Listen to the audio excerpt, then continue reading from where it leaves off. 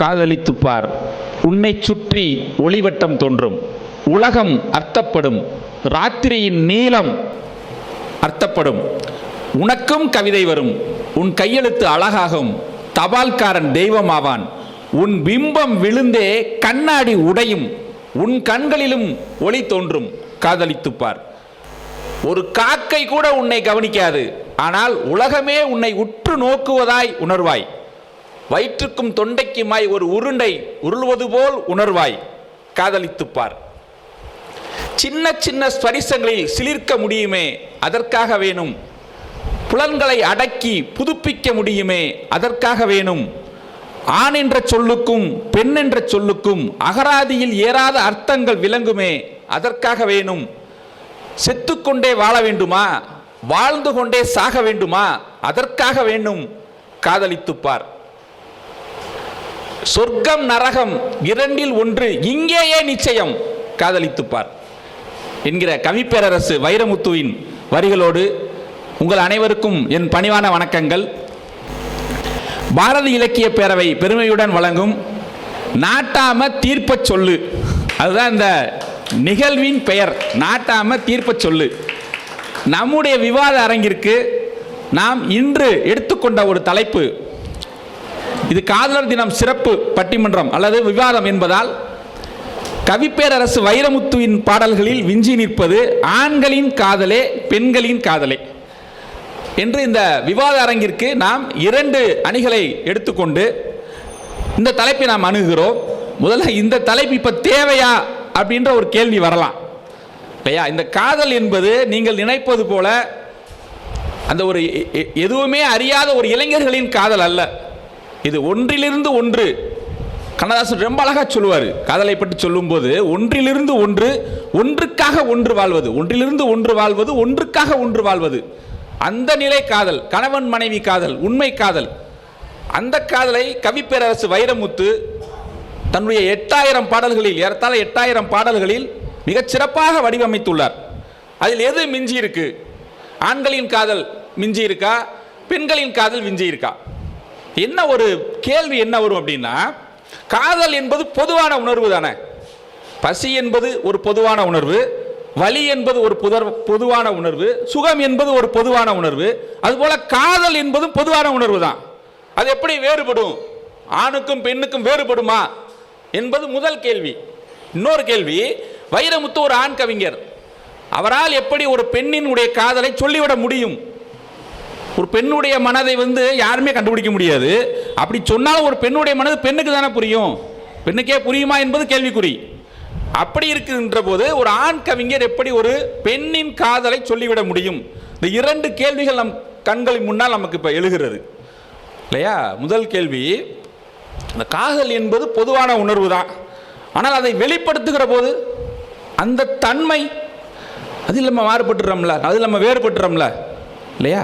ஆண்களுடைய காதல் எப்படி? இந்த பட்டிமன்ற இந்த விவாத அரங்கின் நோக்கமே அதுதான். ஆண்களுடைய காதல் எப்படி இருக்கு, பெண்களுடைய காதல் எப்படி இருக்கு, ஆண்கள் எப்படி காதலை வெளிப்படுத்துறாங்க, பெண்கள் எப்படி காதலை வெளிப்படுத்துறாங்க, இதையெல்லாம் வைரமுத்து, கவிப்பேரரசு வைரமுத்து எப்படி சொல்லியிருக்கார்? இதுதான் இந்த பட்டிமன்ற இந்த விவாத அரங்கின் நோக்கமாக நாம் எடுத்துக்கொள்கிறோம்.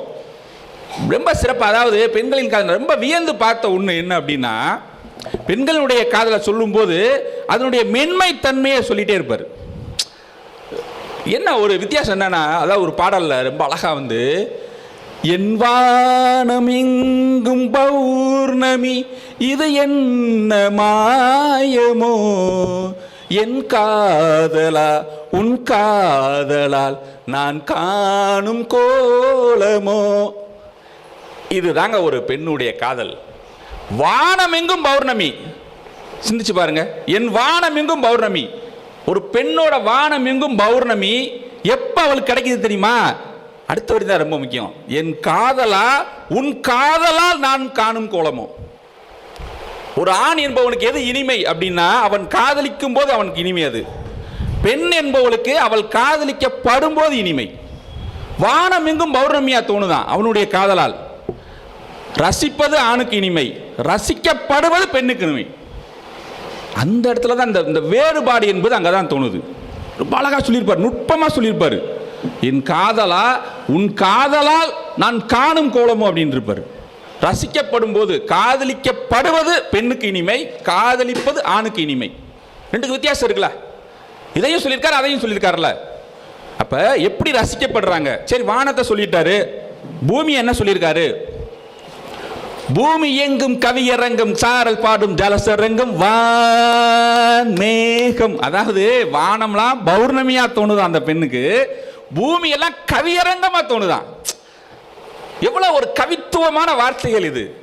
ஒரு பெண் என்பவள் அவள் காதலிக்கப்படும் போது, ரசிக்கப்படும் போது, விரும்பப்படும் போது, ஆராதிக்கப்படும் போது, பூஜிக்கப்படும் போது இந்த வானம் முழுவதும் அவளுக்கு பௌர்ணமியாக தோன்றுகிறது, இந்த பூமி எங்கும் கவியரங்கமாக தோன்றுகிறது. இந்த ஒரு நுட்பம், இதுதான் நுட்பம் இல்லையா? ரெண்டுக்குள்ள வித்தியாசம் இதுதான். சரி, ஆண்களுக்கு அவர் எப்படி சொல்றாரு? ரொம்ப அழகா சொல்லுவாரு வைரமுத்து பிரியன் ஜெய வெங்கடேசன் ஐயா. எங்க வன்மையா சொல்லுவாருங்க, தீயள்ளி தின்ன சொல் தின்பேன்வாரு. தீராது என் காதல் என்பேன், நீ தீயள்ளி தின்ன சொல் தின்பேன். சித்தத்தினால் கொண்ட பித்தத்தினால், காதல் யுத்தத்தினால், எனது ரத்தத்தினால் கவிதை எழுதி வைத்தேன் தோழி, இரு கண்ணிருந்தால் வாசித்து போடி. கண் பார்த்ததும் கெண்டை கால் பார்த்ததும், உன்னை பெண் பார்த்ததும் தள்ளி பின் பார்த்ததும், சுட்டாலும் மறக்காது நெஞ்சம், முற்றும் சொன்னதில்லை தமிழுக்கு பஞ்சம். கண்டிப்பதால் என்னை நிந்திப்பதால், நெஞ்சை தண்டிப்பதால், தலையை துண்டிப்பதால், தீராது என் காதல் என்பேன், நீ தீயள்ளி தின்ன சொல் தின்பேன். அடுத்துதான் முக்கியமான அடுத்துதான் வருது. உண்டென்று சொல், இல்லை நில் என்று கொல்.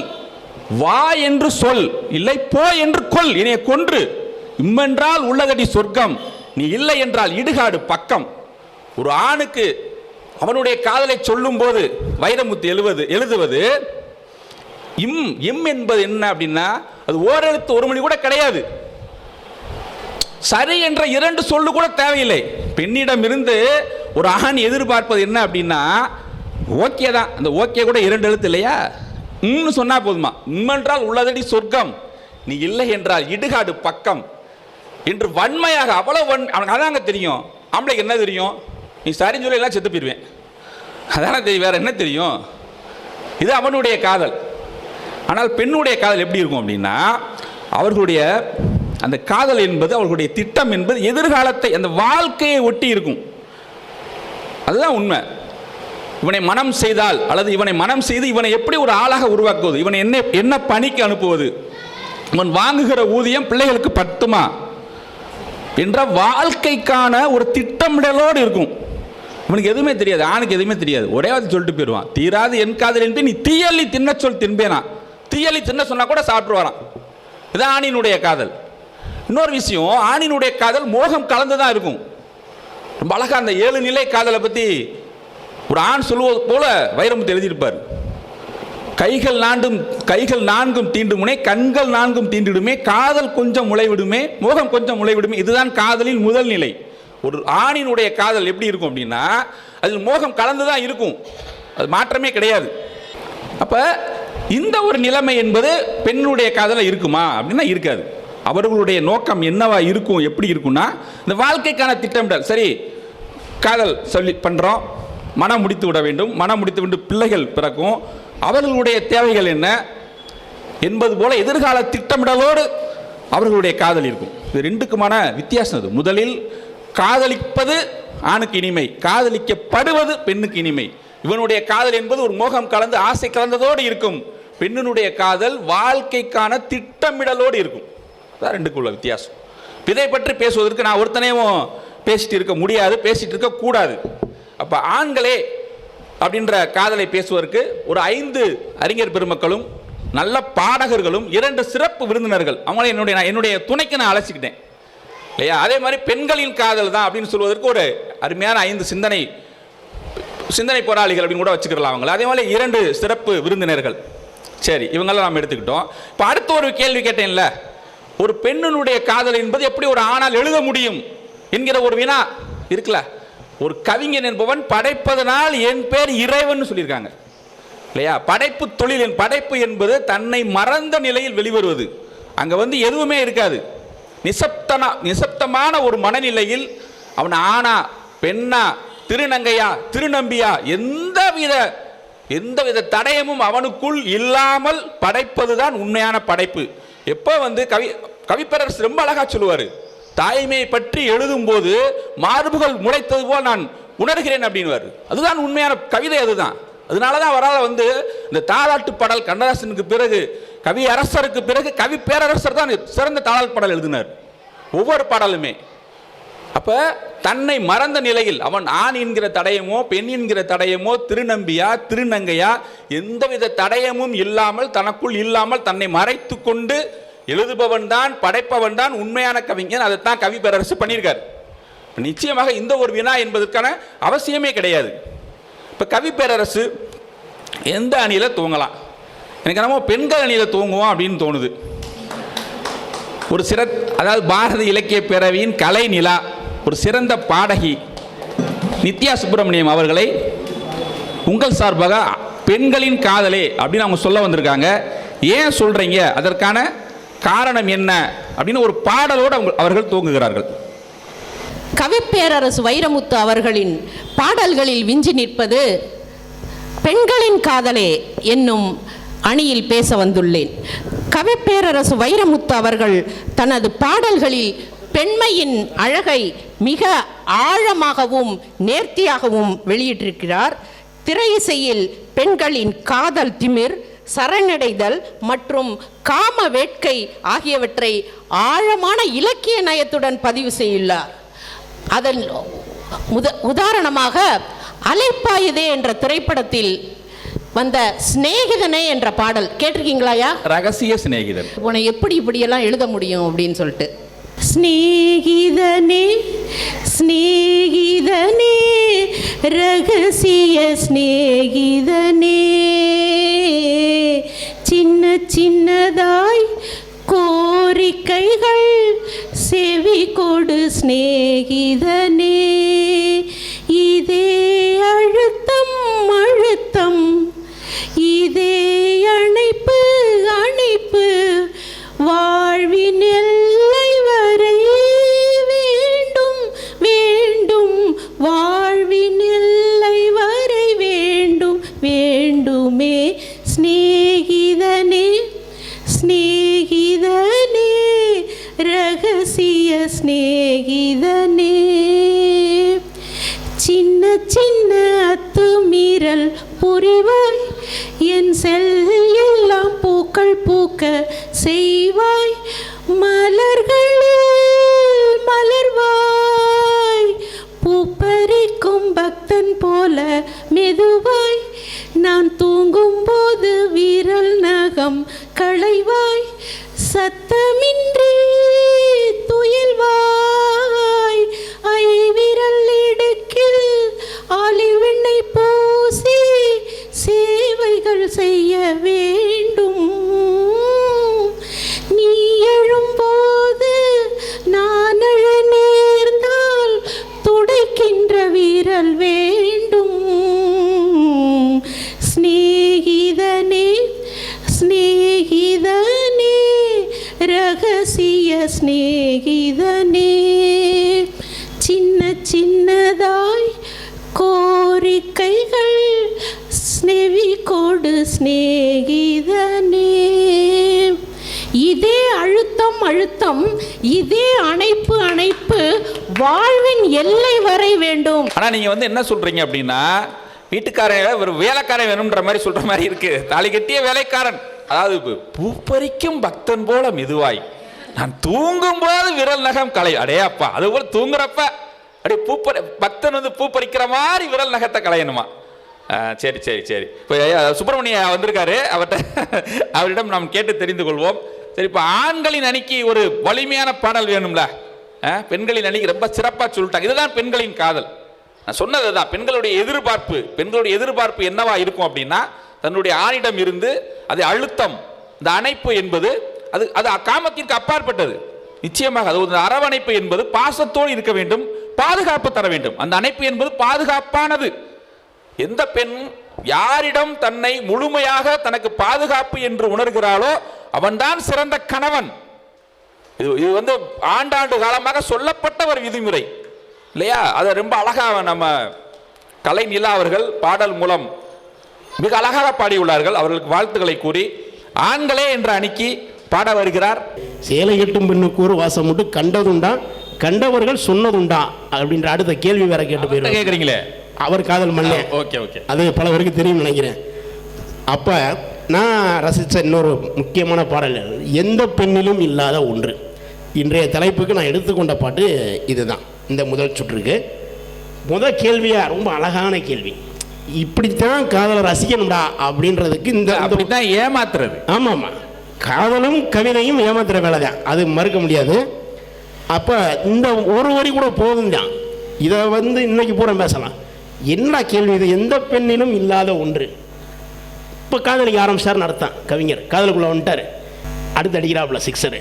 அதை அறியாமல் விடமாட்டேன், அவ்வளோதான். அதை அறியாமல் விடமாட்டேன், அதுவரை உன்னை தொடமாட்டேன், சத்தியம் பண்ணிட்டான். கூந்தல் முடிகள் நெற்றி பரப்பில் கோலம் போடுதே, அதுவா இருக்குமோ, அதுவா அப்படின்றாரு. அடுத்து சிரிக்கும் போது கண்ணில் மின்னல் தெரித்து ஓடுதே, அதுவா? இப்படிலாம் ரசிச்சிருக்கீங்களா நீங்கள்? இனிமேல் ரசிக்க முடியாது, இனிமேல் ரசிக்க முடியல, ரசிக்க வாய்ப்பே இல்லை. தனியாக சொல்கிறேன், ரெண்டு பேரும் பேசிக்கலாம். கூந்தல் முடிகள் நெற்றி பரப்பில் கோலம் போடுதே, அதுவா?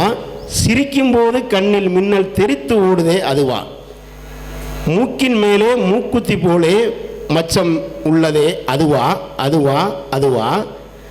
கழுத்தின் கீழே கவிதைகள் 2 மிச்சம் உள்ளதே, அதுவா? சென்சார் போர்டுக்கு காப்பி பெயிண்ட் அடிச்சிட்டான், கட் பண்ண முடியாது இந்த வரியை. இப்படி நிறைய வரிகள் எழுதியிருக்காரு. இப்போ தான் நான் ரொம்ப ரசித்த உச்சமான வரி இந்த வரி தாங்க. இந்த மொத்த பாடலுடைய எல்லாமே ரசனையான வரிகள். ஆனால் இந்த கற்பனை இவருக்கு எப்படி வந்துச்சுன்னா, ஒரு பெண்ணை மிக மிக மிக மிக நெருக்கமாக மிக மிக மிக மிக ஆழமாக பார்த்தா மட்டும்தான் இப்போ கேட்க போகிற கேள்வி வரும், இல்லைன்னா வராது. இந்த பாட்டை கேட்டதுக்கப்புறம் தான் நான் யோசிச்சு பார்த்தேன். அதுக்கப்புறமா ஆமால மெஜாரிட்டி பெண்கள்கிட்ட இந்த பழக்கம் உண்டு. இதை வைரமுத்து கவனிச்சிருக்காரு. ஏன்னா அவன் காதலன், அதனால இந்த விஷயத்தை கவனிச்சிட்டாரு. அதில் சொல்கிறாரு, ஒவ்வொரு வாக்கியம் முடியும் போதும் புன்னகை செய்வாய் அதுவான்றார். அடுத்த வரி தோண்டி துருவி எடுத்துட்டான் கற்பனையை. ஒவ்வொரு வார்த்தை ஓரிரு வார்த்தை தப்பாய் போனால் உதடு கடிப்பாய் அதுவா? அதுவா? ரசிக்க முடியும் என்று சொல்லி இந்த சுற்றை நிறைவு செய்கிறேன். நன்றி, வணக்கம். ரொம்ப சிறப்பா, அதாவது அதை அறியாமல் விடமாட்டேன், அதுவரை தாடியை எடுக்க மாட்டேன் அப்படின்னு அவர் ஒரு கொள்கையோடய இருக்காரு. இன்னமும் அந்த பாட்டுக்கான விடை இருக்கா அப்படின்னா கிடையாது. இல்ல அப்படிலாம் கிடையாது, பெண்களுக்கு தான் அவர் விஞ்சிய பாடல் எழுதி உள்ளார் என்று சொல்வதற்காக அருமை தங்கை சிவசக்தி அவர்களை அன்போடு அழைக்கிறேன். முதல் கனவே முதல் கனவே மறுபடி ஏன் வந்தாய், நீ மறுபடி ஏன் வந்தாய், விழித்தெழுந்ததும் மறுபடி கனவுகள் வருமா வருமா, விழித்திருக்கையில் கனவினை துரத்துது நிஜமா நிஜமா, முதல் கனவே மூச்சுள்ள வரையில் வருமல்லவா, கனவுகள் தீர்ந்து போனாள் கண்பில்லை அல்லவா, கனவல்லவே கனவல்லவே கண்மணி நீயும் இனதல்லவா.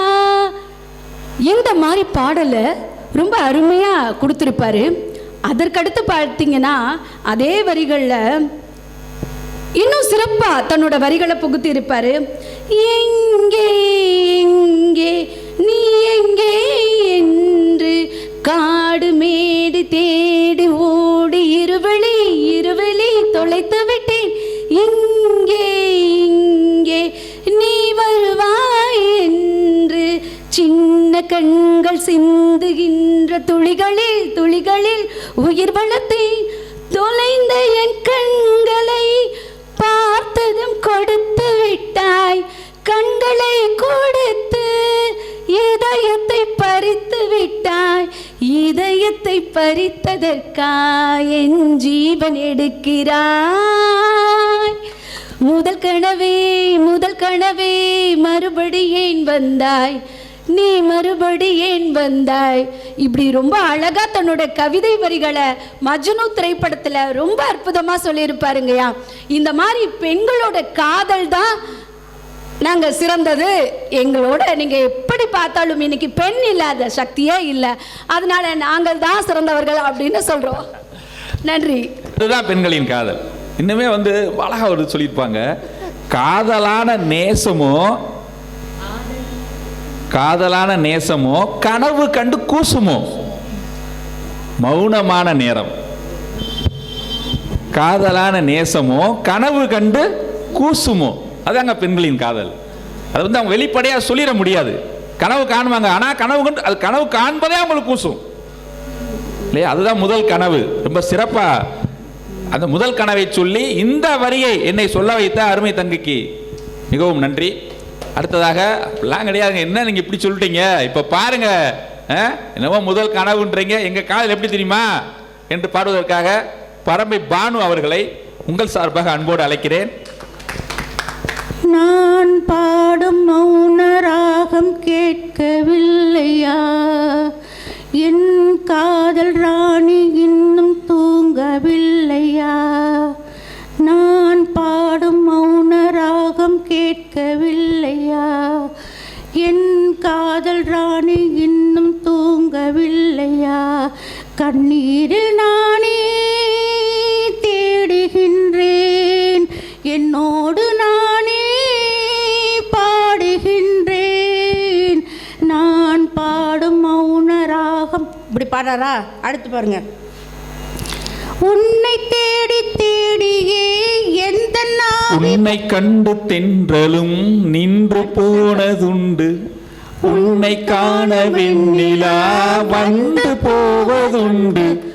ஏன் தேவி என்று நீ என்னை கொள்கிறாய், முள் மீது ஏனடி தூங்கச் சொல்கிறாய். உன்னை தேடி தேடியே எந்த நாவி போனது, கூடுதானே இங்கு பாடுது. கூடும் இன்று குயிலைத்தானே தேடுது. பாத்தீங்களா? இதுல இருந்து தெரியுது ஆண் காதல் தான் ஜெயிக்க போகுதுங்கிறத நடுவர் அவர்களே தீர்ப்பு சொல்லிட்டாங்க. அப்படியே சொல்லலாமா? என் சோகத்தை சொல்றேம்மா. சரி, ரொம்ப சிறப்பா இந்த சோக பாடலை பாடி, வெல்வதில் கிடையாது காதல் என்பது, வெல்வதில் கிடையாது, தோற்ற பின்பு கூட அந்த காதலை நினைத்து கொண்டே இருப்பதுதான் ஒரு உண்மையான காதல் என்று அதை அழுத்தமாக வைரமுத்து பாடியுள்ளார், கவிப்பேரரசு பாடியுள்ளார் என்று தன்னுடைய அணிக்காக வலு சேர்த்த நமது பரம்பை பானு, கவிஞர் பரம்பை பானு அவர்களை இந்த நேரத்தில் வாழ்த்துகிறேன். இன்னொரு பாட்டு அவங்க பாடுறாங்க, அடுத்த சுற்றுலா பாடுவாங்க.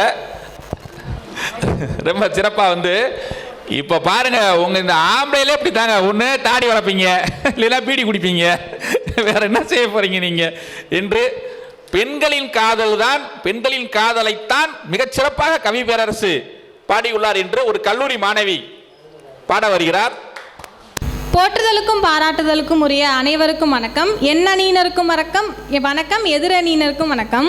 இப்போ எதிரணியினருக்கு குழப்பம் வந்துருச்சுன்னு நினைக்கிறேன். காதலை பற்றி பேச சொன்னால் காதலை விட்டது, அவங்கள எப்படி சொல்கிறது, தனியாக நாங்கள் தியாகம் செஞ்சுட்டோம், தாடி வளர்த்துட்டோம், இப்படி நீங்கள் விட்டு கொடுக்கறது பேர் நிஜமா காதலே கிடையவே கிடையாது. அதே மாதிரி தான் நாங்கள் பெண்கள் எந்த இடத்துலையுமே காதலை விட்டு கொடுக்கவே மாட்டோம். நீங்கள் விட்டு கொடுக்கறது பேர் தான் காதல் நினச்சிட்டு இருக்கீங்க. ஆனால் வைரமுத்து காதல் பாட்டு எழுதியதை நீங்கள் எடுத்து பாடுங்க. இப்போது எங்கள் அணி சார்பாக நான் என்ன பாட வந்திருக்கேன்னா, முதல்வன் அப்படின்ற படத்துல இருந்து, உசிர் என்னோட இருக்கையில நீ மண்ணோட போவதுங்க, அட உன் ஜீவனில் நான் இல்லையா, கொல்ல வந்த மரணம் கூட குழம்புமையா. இதாங்க காதல். நான் விலகிக்கிட்டேன், தியாகம் செஞ்சுட்டேன், அவன் நல்லா வாழ்றத ஓரமா உட்காந்து பாக்குறேன், என் பிள்ளைக்கு அவ பேரை வைக்கிறேன், இது பேரெல்லாம் காதலே கிடையாது. அவ ஒரே வார்த்தையில என்ன சொல்றானா, உன் ஜீவனில் நான் இல்லையா, உன் ஜீவன்ல நான் இல்லையா, உன்னை கொல்ல வந்த மரணம் கூட குழம்பிரும், நீயா நானான்னு கேட்டு நம்மளை கொல்ல வந்த மரணம் கூட குழம்பிரும்னு சொல்லி பாடி முடிக்கிறா. இதான் காதல், இதான் எங்க பெண்களோட காதல்னு சொல்லி என்னோட அணிக்காக பேசி நிறைவு செய்கிறேன். நன்றி, வணக்கம். ரொம்ப சிறப்பா, அதாவது ஜீவன்கள் கலந்த பின்பு கொல்ல வந்த மரணம் கூட குழம்பிரும்ல, இது கொஞ்சம் அதிகமான கற்பனையாக இருந்தால் கூட அதுதான் கவித்துவம், அதுதான் காதல் துவம், அதுதான் இல்லையா? ரொம்ப சிறப்பா நம்முடைய கல்லூரி மாணவி தங்களுடைய அணிக்காக அந்த கருத்தினை பதிவு செய்துள்ளார். இப்போ ரொம்ப பரிதாபமாக இருக்கு ஆண்களின் காதல். ஏற்கனவே இப்படி போயிட்டாங்க, இந்த ஆண் பாடும் மௌனராகவும் கேட்கவில்லையா அழுகிற நிலைமையில் உள்ள அணிக்காக பாடுவதற்கு அருமை தங்கை அபிராமி அவர்களை அன்போடு அழைக்கிறேன். நீங்களாவது ஒரு நல்ல பாட்டா பாடுங்கம்மா. பெண்கள் அப்படின்னு எடுத்துக்கிட்டோம்னாலே அவங்க வந்து மென்மையானவங்க. பெண்மைனாலே மென்மை அப்படின்னு சொல்லிடுறோம். ஆண்கள்னு எடுத்துக்கிட்டோம்னா வலிமைக்கு உதாரணமாக சொல்கிறோம். ஆண்கள் வந்து எப்போவுமே வலிமையில் வந்து சமரசம் செஞ்சுக்கவே மாட்டாங்க. அப்படி கெத்தாக இருக்கணும், தைரியமாக இருக்கணும் அப்படின்னு நினைப்பாங்க. அதுவும் ஒரு பெண் அப்படின்னு வரும்போது பெண்ணுக்கிட்ட வந்து தன்னோட தைரியத்தை வந்து அவங்க எப்பவுமே விட்டு கொடுக்க மாட்டாங்க. அப்படிப்பட்டவன் தன்னோட வலிமையை சமரசம் செஞ்சுக்காதவன் அவனுக்குள்ளேயும் ஒரு மென்மை இருக்குன்னு உணர்கிற தருணம் தான் காதலிக்கிற தருணம். நம்ம இவ்வளோ பலவீனமாக இருக்கோமா, ஒரு பெண்ணை பார்த்து நம்ம இவ்வளோ பலவீனப்படுறோமா, நம்மளுக்குள்ளே இவ்வளோ மென்மை இருக்கா அப்படின்னு அவன் உணர்கிற தருணம் தான் வந்து காதலிக்கிற தருணம். ஏன் பெண்ணென்று பிறந்தாய், ஏன் என் கண்ணில் விழுந்தாய், ஏன் ஒரு பாதி சிரித்தாய், என் உயிர் பூவை எரித்தாய், முதல் நாள் பார்த்தாய் உறக்கம் கெடுத்தாய், முறையாய் என்றேன் கண்கள் பறித்தாய், என் வழி தீர ஒரு வழி என்ன, என் பனிப்பூவே மீண்டும் பார்த்தாள் என்ன.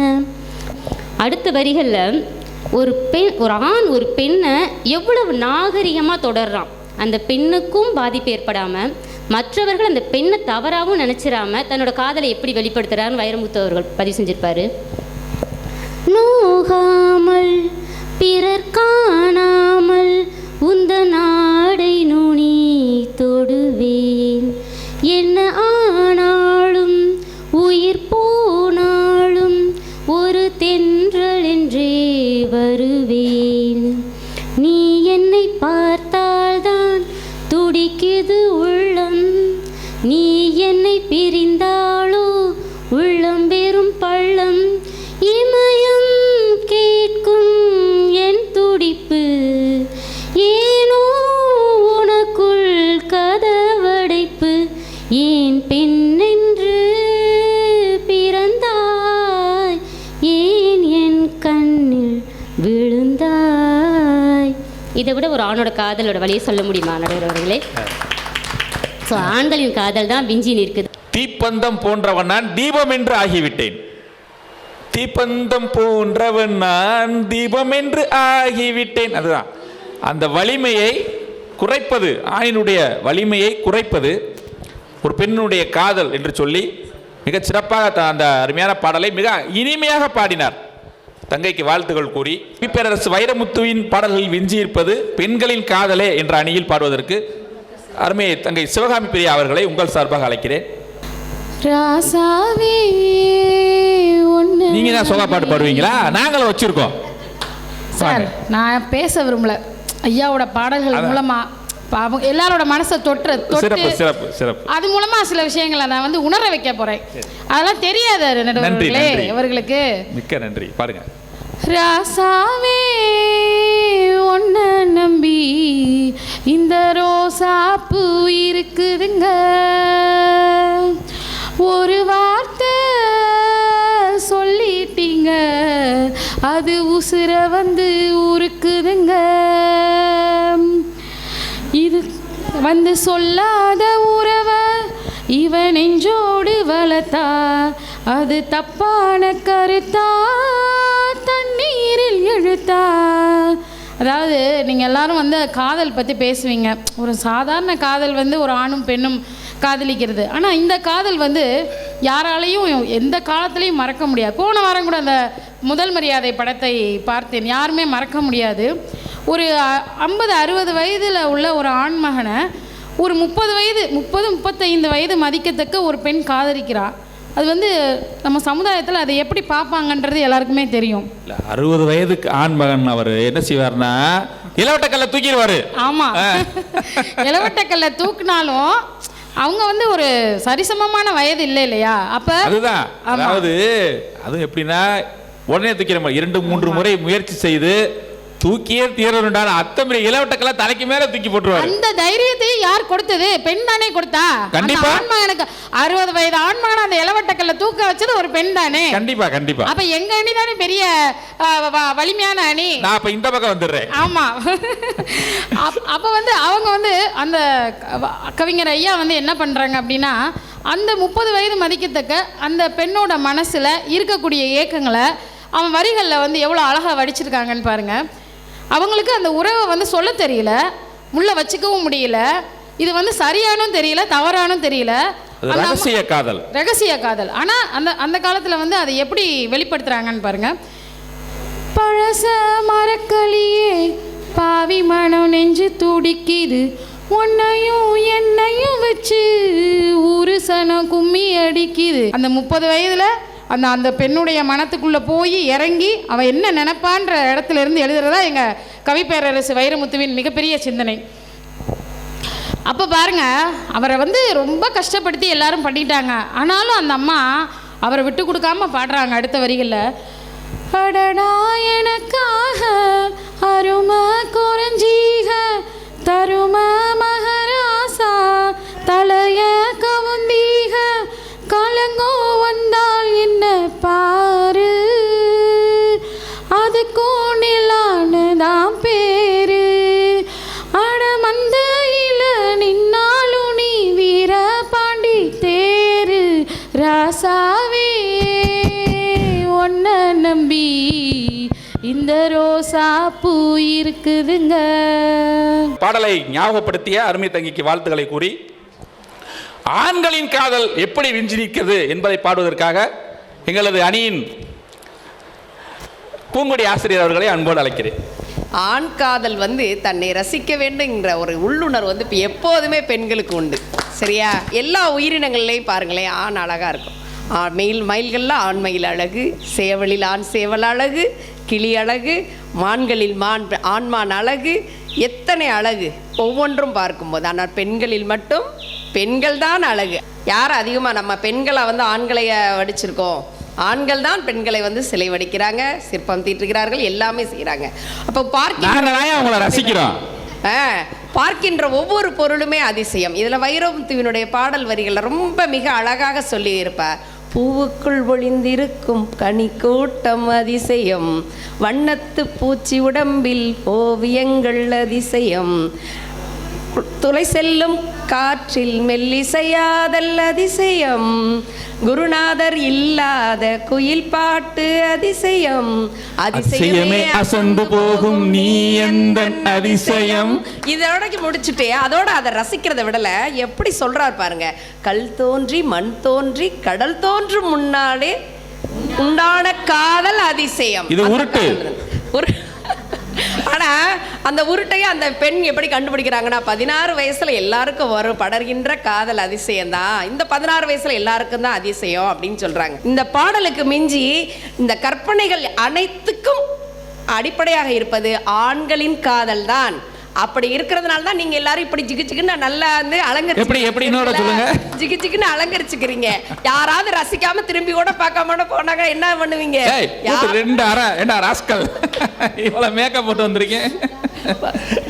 முதல் சுற்று நிறைவடைகிறது, அடுத்த சுற்றில் பார்ப்போம்.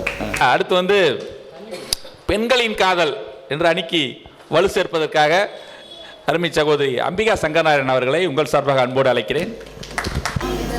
அனைவருக்கும் பணிவான வணக்கங்கள். அதாவது தமிழருடைய பண்பாடே காதலும் வீரமும் தான். அப்போ காதலை பற்றி நம்ம பாரதி இலக்கிய பேரவை பாடாமல் விட்டுட்டா அதுதான் பெரிய குற்றம். அதனால் பாடுறதுல எந்த தவறுமே இல்லை. அதுலேயும் ஆணித்தரமாக வைரமுத்து அவர்களுடைய வரிகளில் விஞ்சி நிற்பது பெண்களுடைய காதல் அப்படின்னா வலு சேர்க்கறதுக்காக. மனம் விரும்புதே உன்னை உன்னை மனம் விரும்புதே உறங்காமலே கண்ணும் கண்ணும் சண்டை போடுதே நினைத்தாலே சுகம்தானடா நெஞ்சில் உன் முகம்தானடா ஐயையோ மறந்தேனடா உன் பேரே தெரியாதடா மனம் விரும்புதே. கேட்டுக்கோங்க, எதுவுமே தெரியாமல் விரும்புகிறது யார்? உங்களை நாங்கள் தான். இல்ல, அடுத்து பாருங்க, நிறைய இருக்குன்னா. ஆமாம், இருங்க கேளுங்க.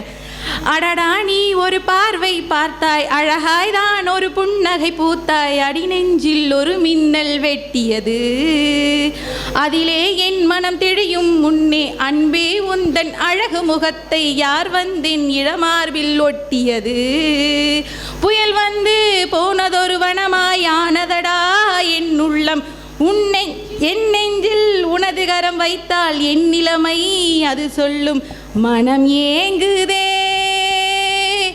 மனம் ஏங்குதே, நினைத்தாலே சுகம்தானடா நெஞ்சில் உன் முகம்தானடா, ஐயையோ மறந்தேனடா உன் பேரே தெரியாதடா மனம் விரும்புதே.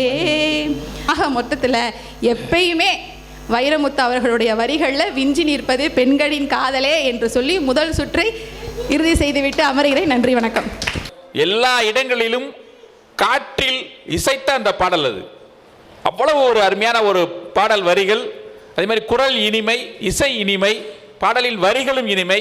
ரொம்ப சிறப்பாக அந்த பாடலை சொல்லி தங்களுடைய அணிக்கு இவ்வளோ இதுக்கு மேலே என்னங்க எழுதிட முடியும்? ஒரு பெண்ணுடைய காதலை கவிப்பேரரசு தான் ரொம்ப சிறப்பாக அவர் பதிவு செஞ்சிருக்காருன்னு ரொம்ப அழகாக அவங்க பதிவு செஞ்சாங்க. அவர்களுக்கு வாழ்த்துக்கள் கூறி, எங்ககிட்டையும் பாட்டு இருக்குங்க, நாங்கள் அதுக்கு சலைச்சவங்களா என்று ஒரு என்ன சொல்ல ஒரு சவால் விட்டு அவங்க பாருங்க, அவங்க முகமே பாருங்க,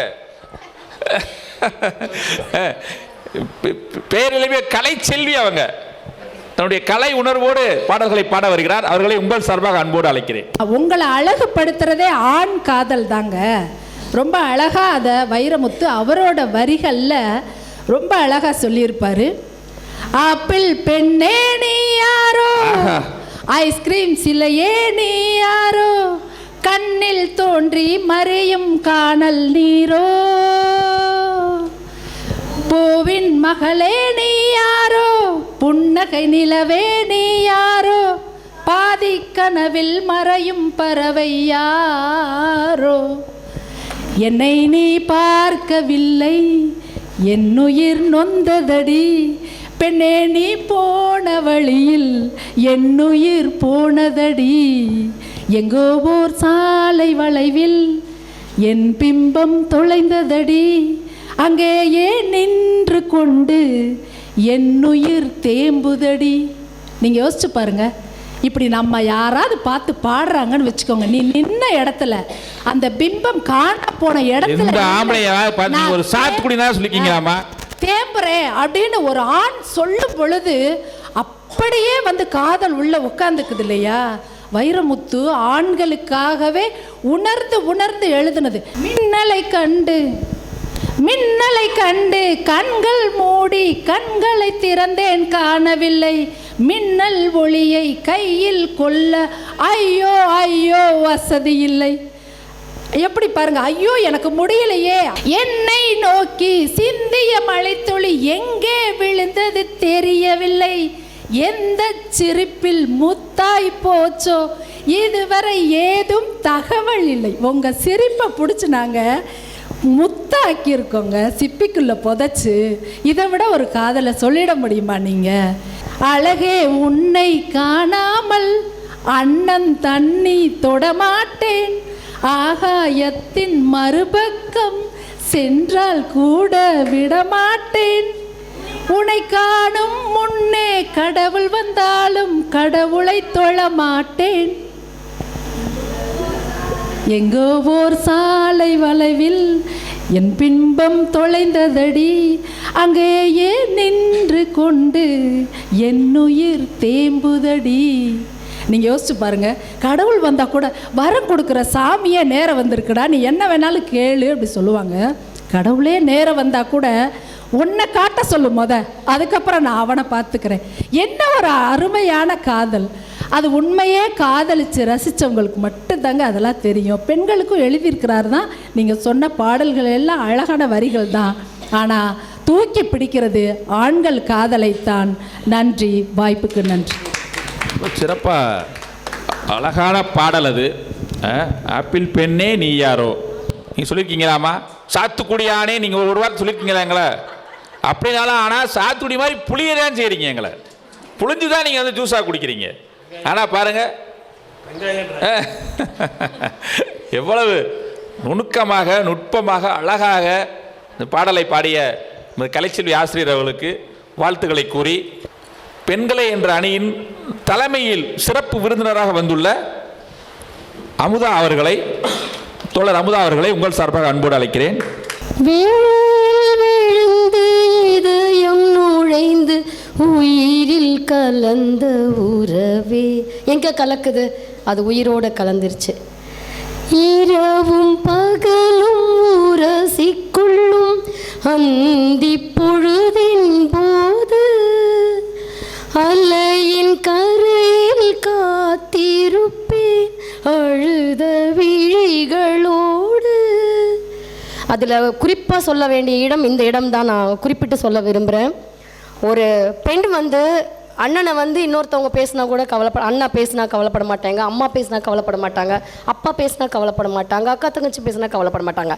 ஆனால் தனக்குண்டான அந்த காதலன் யாரோடையும் பேசிட்டா அது அவங்களால அப்படிப்பட்ட ஒரு உணர்வு. அது உனக்கு மட்டும் சொந்தம் உனது இதழ் கொடுக்கும் முத்தம், எனக்கு உனக்கு மட்டும் கேட்கும் எனது உயிர் உருகும் சத்தம்.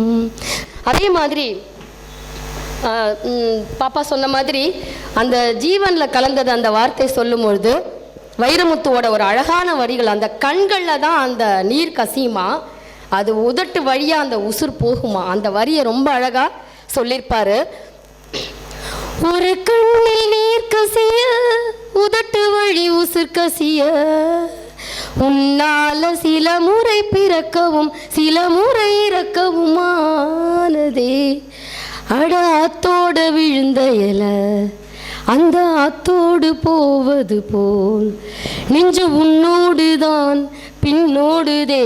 அட காலம் மறந்து காட்டு மரமும் பூக்கிறதே.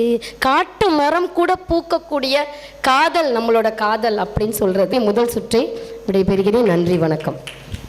விழியில் விழுந்து இதயம் புகுந்து உயிரில் கலந்த உறவே, அழகான வரிகள். அது ஒரு கட்டத்தில் அனைத்து தெருக்களிலும் அனைத்து புத்தகங்களிலும் எழுதப்பட்ட வரிகள். அது இல்லை புத்தகத்தை எழுதி வச்சுட்டு இருப்போம். நோட்டில் எழுதுவது என்பது வேறு, நோட்டு புத்தகத்தில் எழுதுவது என்பது வேறு, பாட புத்தகத்திலேயே எழுதப்பட்ட வரிகள். இது பேனா வச்சுக்கிட்டு இப்படியே கிரிக்கிட்டே இருப்போம் இல்லையா, அந்த ஞாபகப்படுத்தின. அதே மாதிரி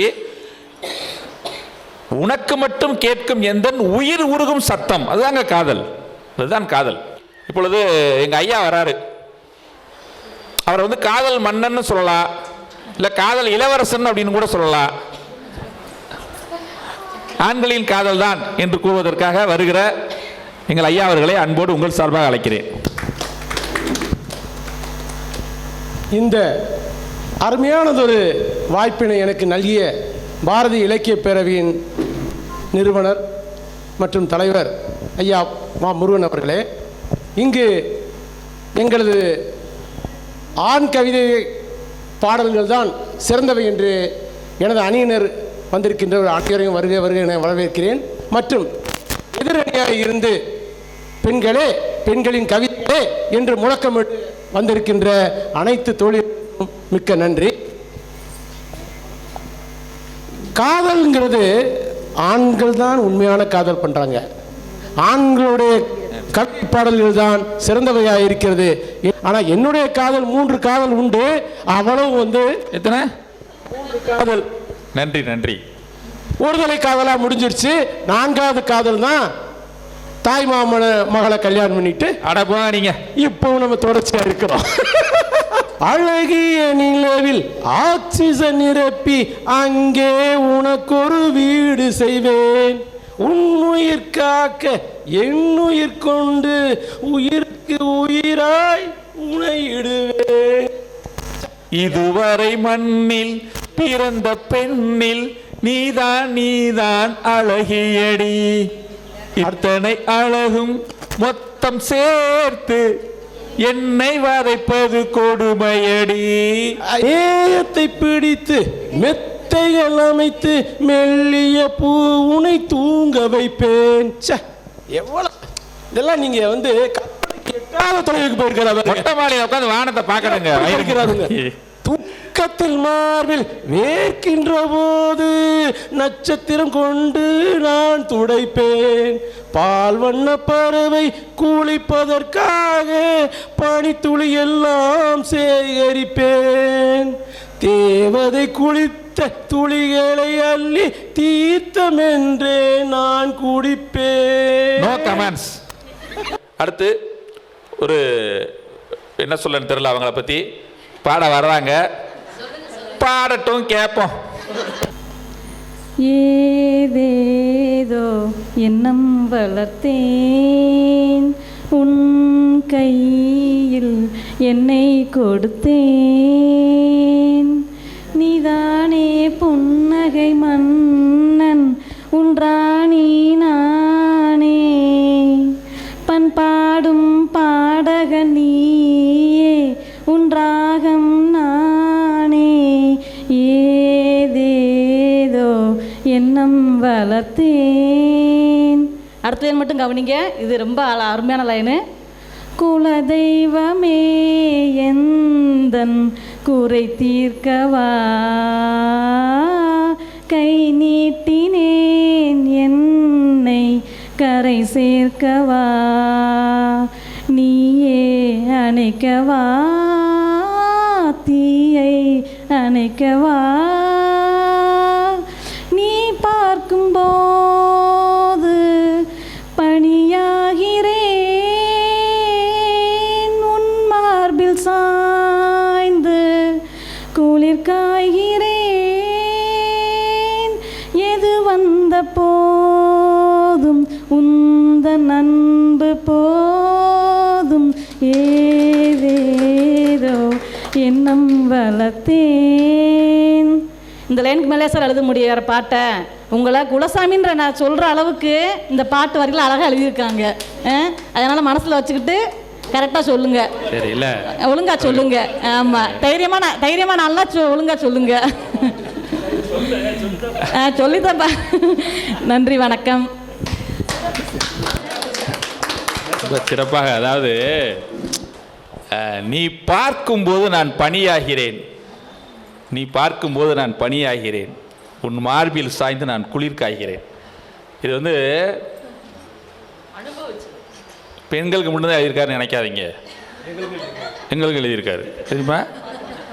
அதாவது ஒரு பார்வையிலே என்னை ஊறைய வைத்தாய், சிறு புன்னகையால் என்னை ஊறுக வைத்தாய். அதாவது நீ பார்க்கும்போது பணியாகிறேன், ஒரு பார்வையிலே என்னை உறைய வைத்தாய், ரெண்டும் ஒன்று தான்.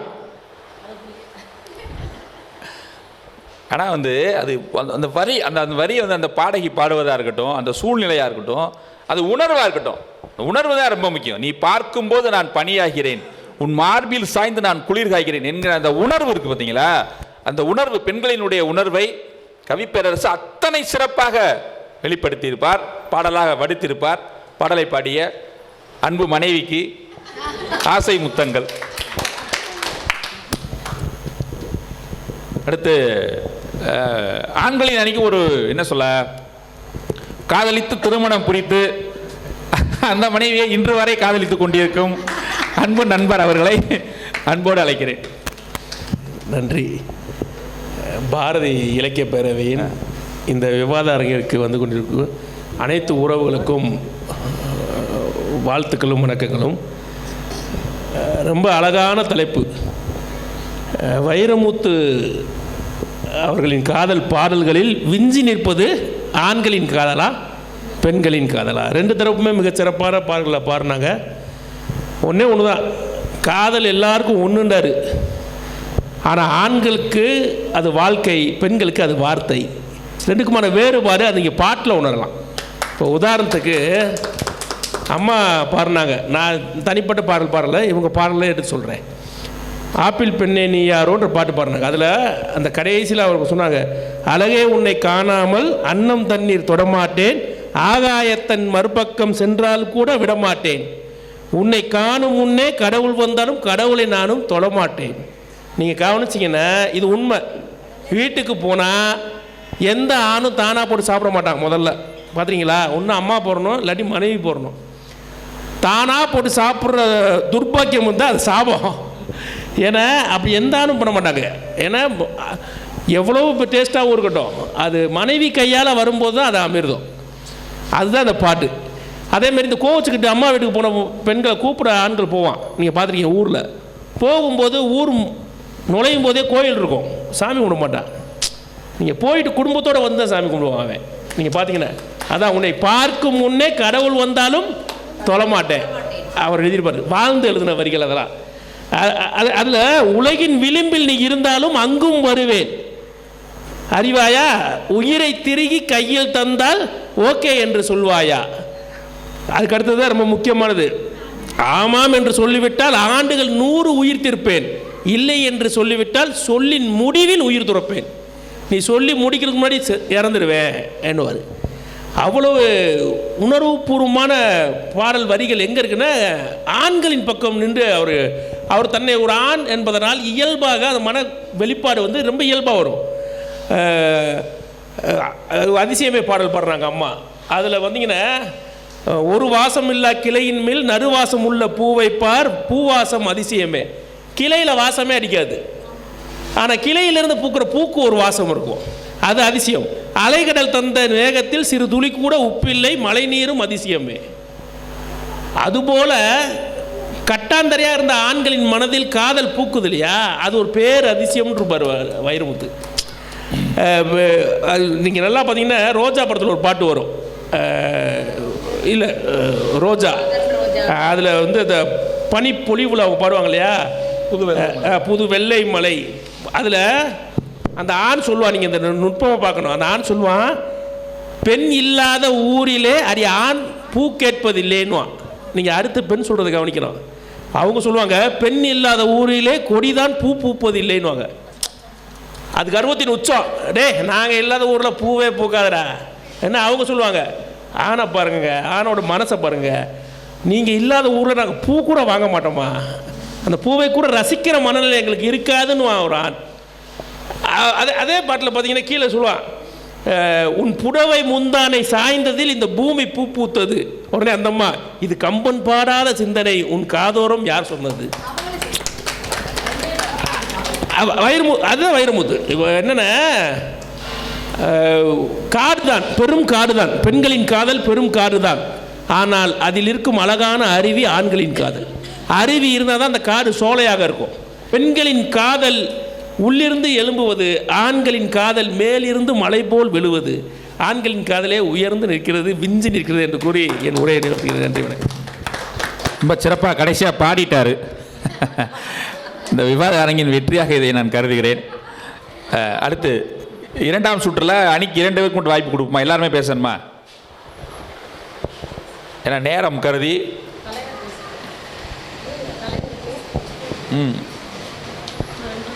மிக விரைவாக, சரி, ஒரு 2 நிமிடம் மட்டும் எடுத்துக்கொள்ளுங்கள்.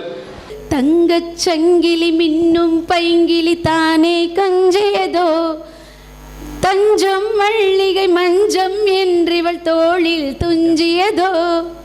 தங்கச் சங்கிலி மின்னும் பைங்கிளி தானே கொஞ்சியதோ, இனி தஞ்சம் மல்லிகை மஞ்சம் என்றிவள் தோளில் துஞ்சியதோ. மலர் மாலை தலையணையாய் சுகமே பொதுவாய் ஒருவாய் அமுதம் மெதுவாய் பருகியபடி தங்கச் சங்கிலி மின்னும் பைங்கிலி தானே கொஞ்சியதோ, இனி தஞ்சம் மல்லிகை மஞ்சம் என்றிவள் தோளில் துஞ்சியதோ. காவல் 100 காதல் செய்யும் தேவி, உன் சீலையில் பூவேலிகள், உன்மேனியில் பூஞ்சோலைகள், அந்த பூவெறியும் அதன் ரகசியம் தந்தித்தால் தெரியும். இவளின் கனவு முடியும் வரையில் விடியாது திருமகள் இரவுகள். தங்கச் சங்கிலி மின்னும் பைங்கிலி தானே கொஞ்சியதோ, இனி தஞ்சம் மல்லிகை மஞ்சம் என்று இவள் தோளில் துஞ்சியதோ. அணி மாறி பாடியது போல் எனக்கு தோன்றுகிறது. இதுவும் டூயட் சாங் அப்படின்றத சொல்றேன்னா, இரண்டு பாடல்கள் வந்து இரண்டும் சேர்ந்து பாடக்கூடிய பாடல்கள். காவல் 100 மீறி காதல் செய்யும் தேவி, உன் சேலையில் பூஞ்சோலைகள், உன் மேனியில் பூஞ்சோலைகள், உன் சேலையில் அப்படி வரும். இது இரண்டு பேருமே சேர்ந்து பாடிய பாடல்கள் அப்படின்றத இந்த இடத்துல நினைவு கூறு. வாய்ப்பளித்தமைக்கு நன்றி. அடுத்து உங்க நீர் பாடுறீங்களா? வேகமா முடியுங்க. அதாவது எதிர்த்தரப்பினர் வந்து குலசாமியே என் குறை தீர்க்கவான்னு சொன்னாங்க. அந்த குலசாமியை வந்து நீங்கள் கற்பனசாமி அந்த மாதிரி சாமியை தான் தேடி போவாங்க பெண்கள். ஆனால் ஆண்கள் வந்து என்ன தெரியுமா செய்வாங்க, மனைவியவே குலசாமியாக கண்டு கழிப்பாங்க. ஏன்னா அது போக வந்து இங்கே இளவட்டக்கல் இந்த ராசாவே ஒன்று நம்பி அந்த பாட்டில் வந்து பழச மரக்கலையே பாவை மக நெஞ்சு துடிக்குது. அந்த பாட்டு பாடுறதுக்கு உறுதுணையாக இருந்தது ஒரு ஆணுடைய காதல் தான். அவள் வந்து வயது வேறுபட்டாலும் அந்த வேறுபாட்டை அறிஞ்சு அந்த பொண்ணை வந்து கடைசி வரைக்கும் வந்து கண்ணியமாக நடத்தி அதை அந்த காதலை வந்து நெறிப்படுத்துறது ஆண்கள் காதல் தான். இங்கே பாருங்கள், இந்த பாட்டை பாருங்கள். உனை நான் உனை நான் உனை நான் கண்டதுமே கண்டதுமே கண்டதுமே நெஞ்சுக்குள்ளே நெஞ்சுக்குள்ளே நெஞ்சுக்குள்ளே லட்சம் கனவுகள் பறந்ததே. நீ சூரியனை சுட்டுவிடும் தாமரையா, என்னை மெல்ல மெல்ல கொள்ள வரும் மோகினியா. உனக்கு பாடலில் உள்ள நுட்பத்தை மட்டும் விரைவாக சொல்லுங்கள். அது எந்த விதத்துல உங்களுடைய ஆண்களுடைய சொல்ல வரேன் நடுவர் அவர்களே. அதுல என்ன சொல்றாங்கன்னா, ஒரு பொண்ணை பார்த்தவனே அவங்களுக்கு வந்து அவ நல்லவன் சொல்லி தீர்மானிச்சு அவங்கள காதல அர்ப்பணிக்கிறாங்க. அதுதான் இங்க சொல்றாங்க. லட்ச சிறகுகள் பறக்குதான் பார்த்தவன. இப்படி என்னைக்காவது பெண்கள் சொல்லியிருக்காங்களா? அவங்க தான் மறந்து போயிடுறாங்க. ஆமா, நீ கட்டும் சேலைக்கு நூலாவே அப்படின்னு ஆண் முடிக்கிறாரு. அந்த சேலையுடைய நெருக்கம் பாருங்க, என்னதான் புடவை வந்து கிழிஞ்சு போனாலும் அதில் உள்ள அந்த நூல் வந்து கிழியவே கிழியாது. அந்த இடத்துல வந்து காதலின் வலிமையை உணர்த்துறாரு நடுவர் அவர்களே. நன்றி. அதனால எங்கள் அணிதா வந்து சேலைக்கு நூலாவே, எங்கள் அணிதா வந்து ஆணித்தரமானது, வலிமையானது, உச்சகட்டத்தில் வந்து காதலை ஜெயிக்கக்கூடியது. எனவே நடுவர் அவர்களே, இந்த வைரமுத்து பாடலில் எஞ்சியிருப்பது ஆண் காதலே அப்படின்னு சொல்லி முடிக்கிறேன். நன்றி, வணக்கம். ரொம்ப சிறப்பா சொன்னீங்க. ஆனா அவங்க என்ன எதிர்பார்க்குறாங்க, நான் கட்டுற சேலையை துவைச்சா போதும் என்று பாட வருகிறார் கலை நிலா. நேற்று இல்லாத மாற்றம் என்னது, காற்று என் காதில் ஏதோ சொன்னது, இதுதான் காதல் என்பதா, இளமை பொங்கி விட்டதா, இதயம் சிந்தி விட்டதா, சொல் மனமே.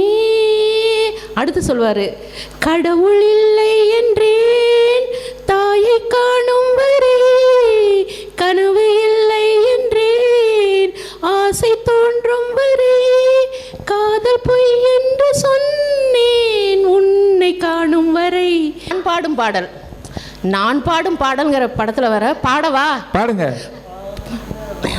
வாடை பூங்காற்று என்னை தீண்டும், வாழ்க்கையாவும் நீ வேண்டும், கடலோடு அலை போல உறவாட வேண்டும், இமை மூடும் மலர் போல என்னை மூட வேண்டும், என் தேகம் எங்கும் உன் கானம் தங்கும், நீ வந்து கேளாமல் ஏங்கும் தமிழ்ச் சங்கம் பாடவா உன் பாடலை. சிறப்பு, ரொம்ப அருமையாக தான் பாடுனீங்க. ஆனால் இதுக்கு பதில் சொல்லுங்க. ஒரு பொய்யாவது சொல் கண்ணே, என் காதல் நான் தான் என்று அந்த சொல்லில் உயிர் வாழ்வேன். ஒரு பொய்யாவது சொல் கண்ணே, உன் காதல் நான் தான் என்று அந்த சொல்லில் உயிர் வாழ்வேன். அழகான ராட்சசியே, ஏங்க எத்தனை பாட்டு வச்சிருக்கோம் நாங்க? அது நெஞ்சில் குதிக்கிறியே, முட்டாசு வார்த்தையிலே பட்டாசு வெடிக்கிறியே, அடிமன சாருவா மனையில் நறுக்கிறியே. அதாவது ஐயா கரெக்டு தான், உண்மையை சொல்லிட்டீங்க. அப்பப்போ இந்த உண்மை வெளியே வரும்ல, அந்த மாதிரி வெளியே வந்து ஏன்னா அப்படி பொய்யெல்லாம் சொல்லி சொல்லி எங்களையும் பொய் சொல்ல வைக்க முயற்சி பண்ணுறீங்க. டீ போல நீ என்னையே ஆத்துற, சர சர சார காத்து வீசும்போது சார பார்த்து பேசும்போது சார பாம்பு போல நெஞ்சு சத்தம் போடுதே. கேட்டிங்களா? எவ்வளோ அழகான வரி. அடுத்து பாருங்க, எங்கள் ஊர் பிடிக்குதா. ஏன்னா அவர் எங்கள் ஊருக்கு வராரு, பொண்ணு கேட்க எங்கள் ஊருக்கு வராரு இல்லையா? அப்போ நாங்கள் கேட்குறோம் அவரை, எங்கள் ஊர் பிடிக்குதா, எங்கள் தண்ணி இனிக்குதா, சுற்றி வரும் காற்றுல சுட்ட ஈரல் மணக்குதா, முட்டைக்கோழி பிடிக்கவா, முறைப்படி சமைக்கவா, எலும்புக கடிக்கையே என்ன கொஞ்சம் நினைக்கவா, கம்மஞ்சோறு ருசிக்கவா, சமைச்ச கையை கொஞ்சம் ரசிக்கவா, முடக்கத்தான் ரசம் வச்சு மடக்கத்தான் பார்க்குறேன், ரெட்டை தோசை சுட்டு வச்சு காவு காக்குறேன், முக்கண்ணு நொங்குனா விற்கிறேன், மண்டு நீ கங்கைய கேட்குற, சர சர சார காத்து வீசும்போது சார பார்த்து பேசும்போது சார பாம்பு போல நெஞ்சு சத்தம் போடுது. சாரப்பாம்பு போறப்ப சத்தம் கேட்காது. நாங்க ரொம்ப சிறப்பா டீயே போல ஆத்துற, முடக்கத்தான் ரசம் வச்சு கொடுக்குறேன். எப்ப தெரியுமா? காதல் பண்றப்பதான். கல்யாணம் பண்ணிட்டீங்கன்னா ரசம் யார் வைக்கணும்? நாம வைக்கணும்.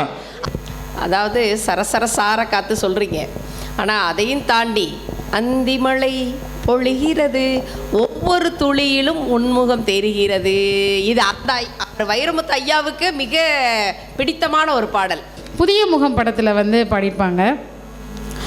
கண்ணுக்கு மை அழகு, கவிதைக்கு பொய் அழகு, அவரைக்கு பூ அழகு, அவருக்கு நான் அழகு. அப்போ இந்த உலகத்தில் பார்த்தீங்கன்னா ஒரு காதலனுக்கு காதலி தான் அழகு. அவரைக்கு எப்படி பூ அழகோ அதுபோல் அவரைக்கு பூ அழகு போல் அவருக்கு நான் அழகு. இவை கொட்டும் மின்மீன்கள் இரவோடு தான் அழகு, இளமாறன் கண்ணுக்கு எப்போதும் நான் அழகு. அதில் ஒரு கர்வம் இருக்கத்தானே செய்யும். திருமண மலர்கள் தருவாயா, தோட்டத்தில் நான் வைத்த பூச்செடியே, தினமொரு கனியை தருவாயா, வீட்டுக்குள் நான் வைத்த மாதுளையே.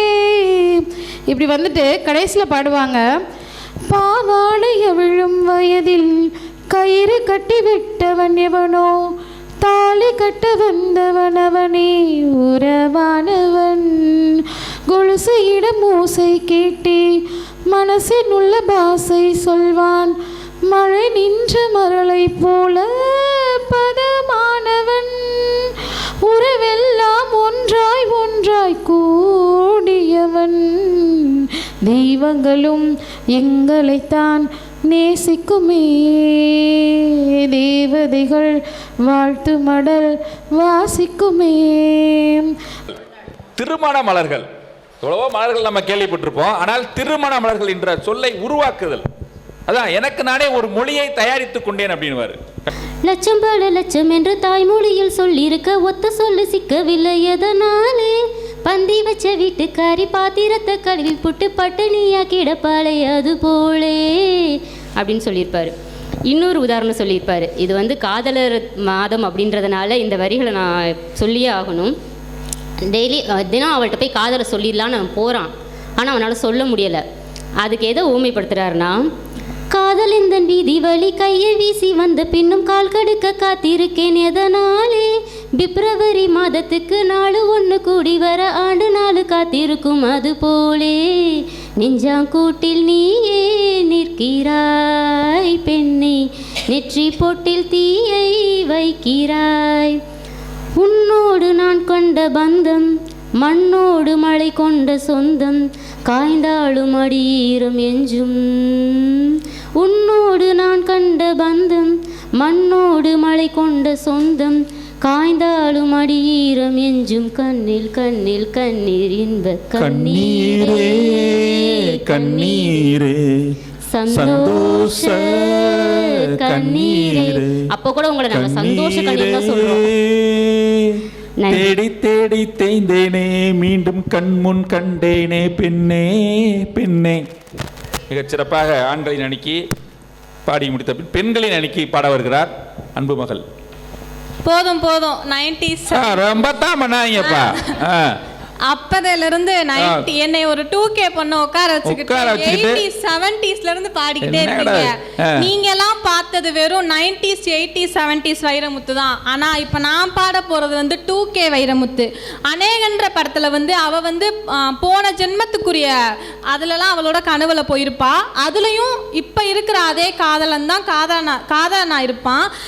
இந்தியாவுக்கு வெளிநாட்டுக்காரங்கள்ல இருந்து வந்த போலீஸோட பொண்ணை வந்து காதலன் லவ் பண்ணுவான். இது எப்படி நம்ம நாட்டை ஒருத்தவங்க அடிமைப்படுத்துறாங்க, அவனோட பொண்ணை இவன் காதலிக்கிறான்னா அப்ப அவன் மனசுல எவ்வளவு பெரிய பயம் இருக்கும், அவன் மனசுல எவ்வளவு பெரிய பயம் இருக்கும். அதை வந்து அழகான பாடலை எழுதியிருப்பாங்க. இல்லை அந்த பொண்ணு எப்படி பாடுறா, அந்த பொண்ணோட வரிகளை கேளுங்க. இது முதலாய் சிலு சிலுப்பு முதுகு தண்டில் குறுகுறுப்பு முழு விவரம் எனக்கு சொல்வாயா. இதை கேளுங்க. ஏன் அடி மனசில் சுகம் இருக்கு, அடி வயிற்றில் பயம் இருக்கு, அதுக்கு மட்டும் மருந்து சொல்வாயா அப்படின்னு வந்து அந்த பொண்ணு வந்து கேட்குறா. அப்புறம் அந்த பையனுக்கு வந்து எப்பவுமே ஒரு பயம் இருந்துக்கிட்டே இருக்கு. அதனால அந்த பையன் அந்த பொண்ணை பார்த்து கேட்குறான், நீ மகுடத்தில் வைரக்கல்லு, நானும் மழை பெஞ்ச உப்புக்கல்லு, உன்னை தொடவும் விரல் படவும் ஒரு பொருத்தம் எனக்கு எதுன்னு கேட்குறா. நீங்கள் சொல்கிறீங்க சாத்துக்குடின்னு கேட்குறியா, வெங்காயம்னு சொல்கிற, நாங்கள் உங்களை அந்த பழம்னு சொல்கிறோம். இப்போ இவ சொல்கிறத பாருங்கள், இவன் என்ன சொல்கிறான்னு பாருங்கள். நான் தரமான தங்க கட்டி நீ தகரத்தில் கெட்டி பெட்டின்னு சொல்கிறா. நான் தரமான தங்க கட்டி நீ தகரத்தில் கெட்டிப்பட்டி, என்னை அடைக்க காத்து கிடக்க உன்னை போல ஆளி ஏது. அவ்வளோதான். இதுக்கு மேலே ஒரு பொண்ணோட காதலை சொல்லணுமா? தகரப்பட்டி தானமா சொல்றீங்க? அவங்க தங்க கட்டியா, நம்ம தகர பெட்டியா? நான் தேர்வு செஞ்ச பாட்டு வந்து கண்ணில் ஒரு வழி இருந்தால் கனவுகள் வருவதில்லை, பூங்காற்றிலே உன் சுவாசத்தை தனியாக தேடி பார்த்தேன். எப்படி தேடுவீங்க? மண்ணை தேடுற மாதிரி தான் காற்றுல எப்படி தேட முடியும்? மண்ணின் துகள்களை நம்ம எண்ணிட முடியுமா? அது போல தான் காற்றுல போய் நான் தனியாக உன் சுவாசத்தை மட்டும் தேட போகிறேன் அப்படின்றாரு. கடல் மேல் ஒரு துளி விழுந்ததே அதை தேடி தேடி பார்த்தேன். ரெண்டுமே நடக்காத காரியம். கடலில் துளி விழுந்தால் அது கடலாயிரும், ஆனால் அதை நான் தேட போகிறேன் அப்படின்றாரு. உயிரின் துளி காயும் முன்னே என் விழி உன்னை காணும் கண்ணே, என் ஜீவன் ஓயும் முன்னே ஓடோடி வா. இது பல்லவி.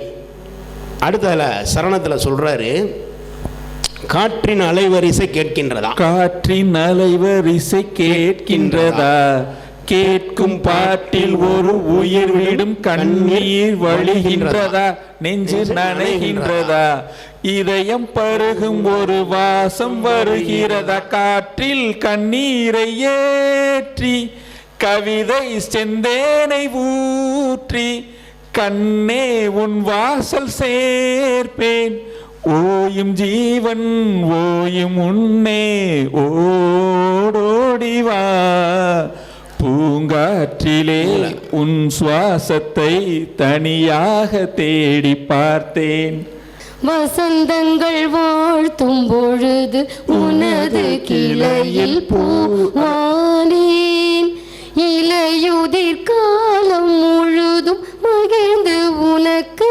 வேறாவேன். உனக்கு எப்பொழுதுமே வேறு ஒரு வீடாக இருக்கட்டும், ஒரு நிர்வாகமா இருக்கட்டும், எல்லாத்துக்கும் ஒரு அடி வேர் தான் முக்கியம். ஒரு உருட்டு உருட்டுவாரு, அந்த மாதிரி மெத்தைகள் தைப்பேன், நமக்கு இங்க வேர் தான் முக்கியம்.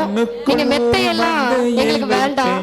பையன் அக்ரஹாரத்து பையன், பொண்ணு கிறிஸ்துவ பொண்ணு. அதில் அவர் அழகாக ஒரு இடத்துல அந்த 1000 தாமரை மொட்டுக்களை சொல்லியிருப்பாரு.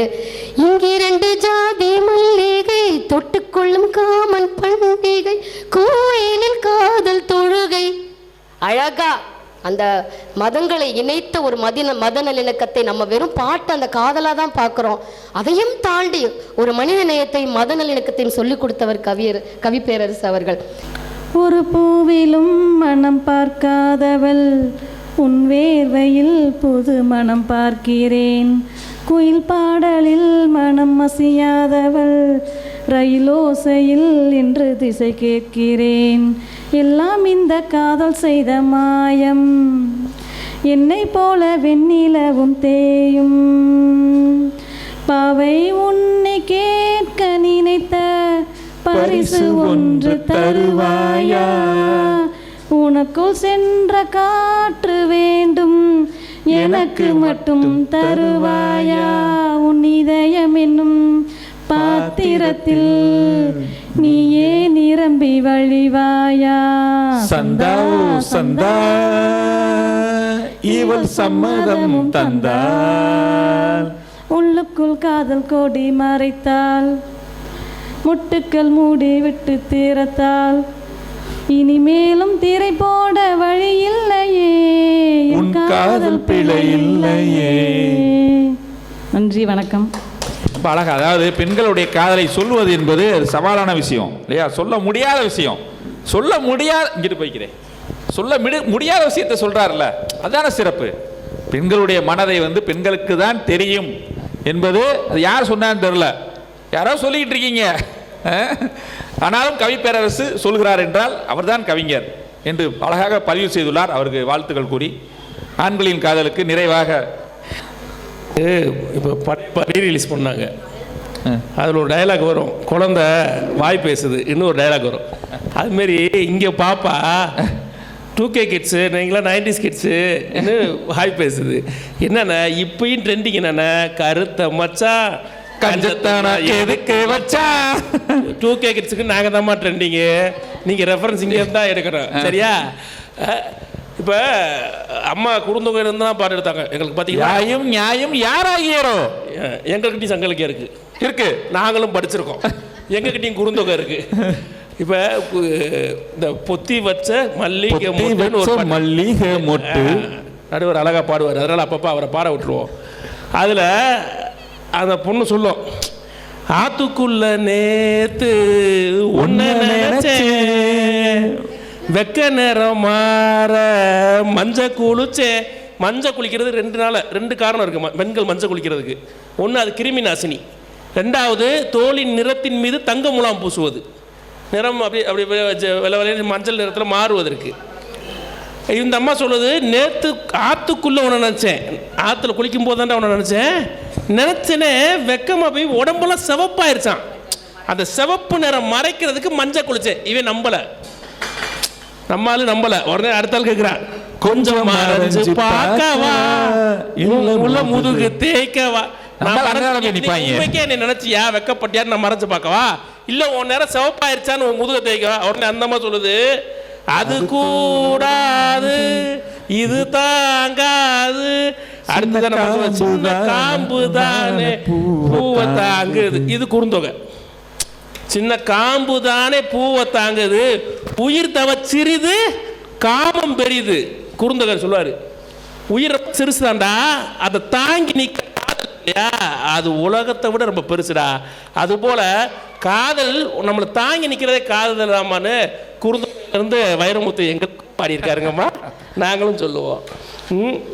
அப்புறம் இந்த நம்ம சொல்லுவோம் இல்லையா, திருக்குறள் ஒன்று சொல்லுவோம், கண்டு கேட்டு உண்டு உயிர்த்து உற்றறியும் ஐம்பூலனும் பெண்ணில் இருக்கு. இது வள்ளுவர் என்ன சொல்றாரு, ஓரறிவு உயிர், ஈரறிவு உயிர், மூவறிவு உயிர்னு வகுப்படுத்திருக்கோம் இல்லையா. 5 உயிருமே நான் பெண்களை தான் பார்க்கிறேன் என்ன வள்ளுவர் சொல்றாரு. ஒன்றோடி கண்ணே உல, ஒன்றோடி கண்ணே உல, கண்டு கேட்டு உண்டு உயிர்த்து உற்றறியும் ஐம்புலனும் ஒன்றோடி கண்ணே உல, கண்ணே உல. அவள் வருவாளா, அவளை ரசித்த பின்னே நிலவு இனிக்கவில்லை, மலர்கள் பிடிக்கவில்லை, ஏ கண்டு கேட்டு உண்டு உயிர்த்து உற்றறியும் ஐம்புலனும் பெண்ணில் இருக்கு, இந்த பெண்ணில் இருக்கு, இந்த பூமி மீது வந்து நானும் பிறந்ததுக்கு பொருள் இருக்கு, பொருள் இருக்கு. வள்ளுவத்திலையும் நாங்க பாடியிருக்கோம். எங்க வைரமுத்து எங்க உச்சத்தில் நிக்கிறார் தெரியுங்களா? இயல்பா நிற்கிற நிகழ்வு இருக்கும். இயல்பா நடக்கிற நிகழ்வை காதல் மலர்ந்த பின்னாடி அவனுக்கு எல்லாமே புதுசா தெரியும். அவன் கேட்பான் ஒரு பாட்டில், வரிசையா கேள்வியா எடுக்குவாரு. என்மேல் விழுந்த மழை துளியே இத்தனை நாளா எங்கிருந்தாய்? என்மேல் விழுந்த மழை துளியே இத்தனை நாளா எங்கிருந்தாய்? இன்று எழுதிய என் கவியே இத்தனை நாளா எங்கிருந்தாய்? யாரு கேட்கறது? வைரமுத்து. காவியம் எழுதின வைரமுத்து இன்று எழுதிய என் கவியே இத்தனை நாளா எங்கிருந்தாய்? என்னை எழுப்பிய பூங்காற்றே இத்தனை நாளா எங்கிருந்தாய்? என்னை மயக்கிய மெல்லிசையே இத்தனை நாளா எங்கிருந்தாய்? உடம்பில் உரைகின்ற ஓருயிர் போல் உனக்குள் தானே நான் இருந்தேன். எல்லாம் இருந்துச்சு உள்ள. காதல் மலர்ந்ததுக்கு அப்புறம் புதிதாக பிறந்துட்டேன்.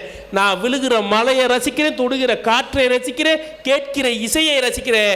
புதிதாய் பிறக்கிற பிறப்பின் உணர்வு இருக்கு இல்லையா? காதல் வந்தால் ஆண்களுக்குள்ள அது வரைக்கும் இருந்த ஆண் வேற. அதனால தான் இன்றைக்கி சொல்லுவாங்க, ஒரு கால் கட்டு போட்டால் சரியாயிருன்னு கிராமத்தில் சொல்லுவாங்க. நம்ம தப்பாக நினச்சிக்கிறோம், கல்யாணம் பண்ணி முட்டை தப்ப. அது இல்லை, ஒரு பெண் வந்துட்டா, இவனுக்குள்ள காதல் வந்துட்டா, இவன் பழைய மனிதன் அல்ல, புதிதாய் பிறந்த மனிதனாக மாறுவான். அதை தான் வள்ளுவத்தில் வைரமுத்து தூக்கி இந்த கவிதையில் வச்சிருப்பாரு. இதுதான் காதல் உணர்வு, ஆண்களின் உணர்வை அப்படியே படம் பிடித்து காட்டுது போல விஞ்சி நிற்கிற உணர்வு ஆண்களின் உணர்வு என்று சொல்லி நிறைவு செய்கிறேன். நன்றி. முதல் பாடலில் எழுதுறான், முதல் பாட்டில் எழுதுறான், வானம் எனக்கு ஒரு போதி மரம், நாளும் எனக்கு ஒரு செய்தி சொல்லும். அடுத்து, ஒரு நாள் உலகம் நீதி பெறும், திருநாள் நிகழும் தேதி வரும். இதுதான் வைரமுத்து. திமிராகவே வளர்ந்தவன். பாரதிராஜிட்ட போய் வாய்ப்பு கேட்கிறாரு. பாரதிராஜிட்ட போய் வாய்ப்பு முதலாக கவிதை நோட்டை கொடுத்து விட்டு வாய்ப்பு கேட்கிற. எப்படி கேட்கணும்? வாய்ப்பு இருந்தால் என்னை பயன்படுத்திக் கொள்ளுங்கள், உனக்கு வாய்ப்பு இருந்தால் என்னை நீ பயன்படுத்திக்கோ. இப்படி திமிராகவே வளர்ந்தவன் கவிப்பேரரசு இல்லையா? அதாவது சந்தர்ப்பம் கிடைத்து விட்டால் பெண் பூவை சங்கீதம் மாற்றி வைப்பேன், காலங்கள் கனியும் வரை பேசாமல் காற்றுக்கு இசையமைப்பேன் எழுதியிருப்பார். சங்கீதத்தை மாற்றி வச்சவர், யாராலும் மறுக்க முடியாத உண்மை. எத்தனையோ இசையமைப்பாளர்களை உருவாக்கியவர், பல இயக்குநர்களை உருவாக்கியவர். அவர் பல இயக்குநர்களுக்கு வாழ்வளித்தவர். அதாவது வைரமுத்துவின் கவிப்பேரரசின் பாடல்கள் வந்து சரசர காத்து பாடலாக இருக்கட்டும் இல்லையா, சேரனா இருக்கட்டும், அதே மாதிரி பல இசையமைப்பாளர்கள். அவருடைய பாடல்கள் என்பது படத்தின் வெற்றியை உறுதி செய்தது. பாடல்கள் ரொம்ப எளிமையாக போய் மக்கள்கிட்ட போய் சென்றடைஞ்சிரும். அது ஒவ்வொருவரையும் தாக்கி இருக்கிறது. அந்த பாடல் என்பது ஒவ்வொருவரின் ஆள் மனதிலும் நிறைந்திருக்கிறது. அப்படிப்பட்ட வைரமுத்து பாடல் நம்ம இன்னைக்கு வந்து நம்ம எடுத்திருக்கோம்னா காதல்ன்ற அந்த இதை மட்டும்தான் நம்ம எடுத்திருக்கோம். இப்போ பெண்களின் காதல் அது எப்படி இருக்குன்னா ரொம்ப அழகா சொல்லியிருப்பாரு. பூங்காற்று அறியாமல் பூவை ரசிக்க வேண்டும், பூகூட அறியாமல் தேனை ருசிக்க வேண்டும். இதுதாங்க பெண்களின் காதல். இதுதான் பெண்களின் காதல். பூங்காற்று அறியாமல் பூவை ரசிக்க வேண்டும். அந்த மென்மை, அவர்களுடைய எதிர்பார்ப்பு. பூங்காற்றுக்கு கூட தெரியாது நீ என்னை தெரியக்கூடாது. அந்த மென்மை, பூகூட அறியாமல் தேனை ருசிக்க வேண்டும். இதை பாடிட்டார்ல வைரமுத்து. பெண்களின் காதலை பாடிட்டார். இதை தாண்டி எதுவும் சொல்லிட முடியுமா? சரி, ஆண்களின் காதல் எடுத்து பார்க்குறேன். ஏன், அதாவது சரித்திரத்தின் சாகாத பக்கங்களை எல்லாம் திருப்பி பார்க்குறேன். எவன்டா அவன் காதல் இளவரசன்னா யாரா, காதலன்னா யாரா யோசிச்சு பார்க்குறோம். அப்போ ஷாஜகான், இஸ்லாமிய பேரரசர் ஷாஜகானை தான் நம்ம வந்து காதல் இளவரசன், காதல் மன்னன் சொல்கிறோம் இல்லையா? இந்த 2000 ஆண்டுகளில் எத்தனை ஆட்சியாளர்கள், எத்தனை அரசர்கள் ஆண்ட நிலம் இது. உலகம் முழுக்க அத்தனை பேரரசர்கள் இருந்தால் கூட ஏன் ஷாஜகானை மட்டும் காதல் அரசன் சொல்கிறோம், காதல் மன்னன் சொல்கிறோம்? கல்லறை கட்டினாலையா? அது மட்டும் தானா காரணம்? 22 வருடங்களா 22,000 பணியாளர்களை கொண்டு தாஜ்மஹால் என்ற அந்த மிகப்பெரிய கல்லறைக்கு இறந்து போன காதலிக்காக, மனைவிக்காக, இறந்து போன மனைவிக்காக கல்லறை கட்டியதுதான் காரணமா? நம்ம சிந்திக்க வேண்டும் நம்ம. ஏன்னா அவன் இஸ்லாமிய பேரரசில் அக்பரின் பேரன், அவன் ஜஹாங்கீரின் மகன், இந்திய பேரரசன். இந்திய பேரரசன் இல்லையா? அப்ப முழு இந்தியாவின் இந்திய பேரரசன் அவன். உலகத்தின் பணக்கார நாடு. அப்ப இந்தியா என்பது உலகத்தின் பணக்கார நாடு. அது அதில் மிகப்பெரிய பேரரசன். எதிர்த்து கேள்வி கேட்பதற்கு ஆளே கிடையாது. மும்தாஜ் என்கிற அந்த பெண்ணை மனம் முடிக்கிறார். 17 வருடம் அவரோடு வாழ்கிறார். 14 குழந்தை பிறக்கிறது. 17 வருடத்தில் 14வது குழந்தை பிறக்கின்ற போதுதான் அந்த பெண் அந்த பிரசவத்தில் தான் மும்தாஜ் இறந்துடுறாங்க இல்லையா? அப்ப இருந்த இந்திய பேரரசன் நினைச்சிருந்தா அடுத்து எத்தனை மும்தாஜை கல்யாணம் பண்ணிருக்கலாம். வாய்ப்பு இருந்ததா இல்லையா அவனுக்கு? இளவரசிகளை மற்ற சிறு நாடுகள் குறுநாடுகள் நிறைய இருந்தது. அவனுடைய ஆட்சிக்கு உட்பட்ட நாடுகள் இருந்தது. அவர்களும் தயாராகவும் இருந்தார்கள் மன்னருக்கு பொண்ணு கொடுக்கிறது என்பது. ஏன்னா அவன் ஒரு இளவரசியை மன்னருக்கு தான் கொடுக்க முடியும். எத்தனை மும்தாஜ் அவன் கல்யாணம் பண்ணியிருக்கலாம் இல்லையா? ஒரு பேரரசன், இஸ்லாமிய பேரரசன், அவன் நினைச்சிருந்தா அடுத்து எத்தனை மும்தாஜ்களை அவன் மனம் முடித்திருக்க முடியும். ஆனால் அவன் செய்யவில்லை. மும்தாஜ் இறந்து 90 நாள் 3 மாதங்கள் அவன் அந்த அறையை விட்டே வெளியே வரல.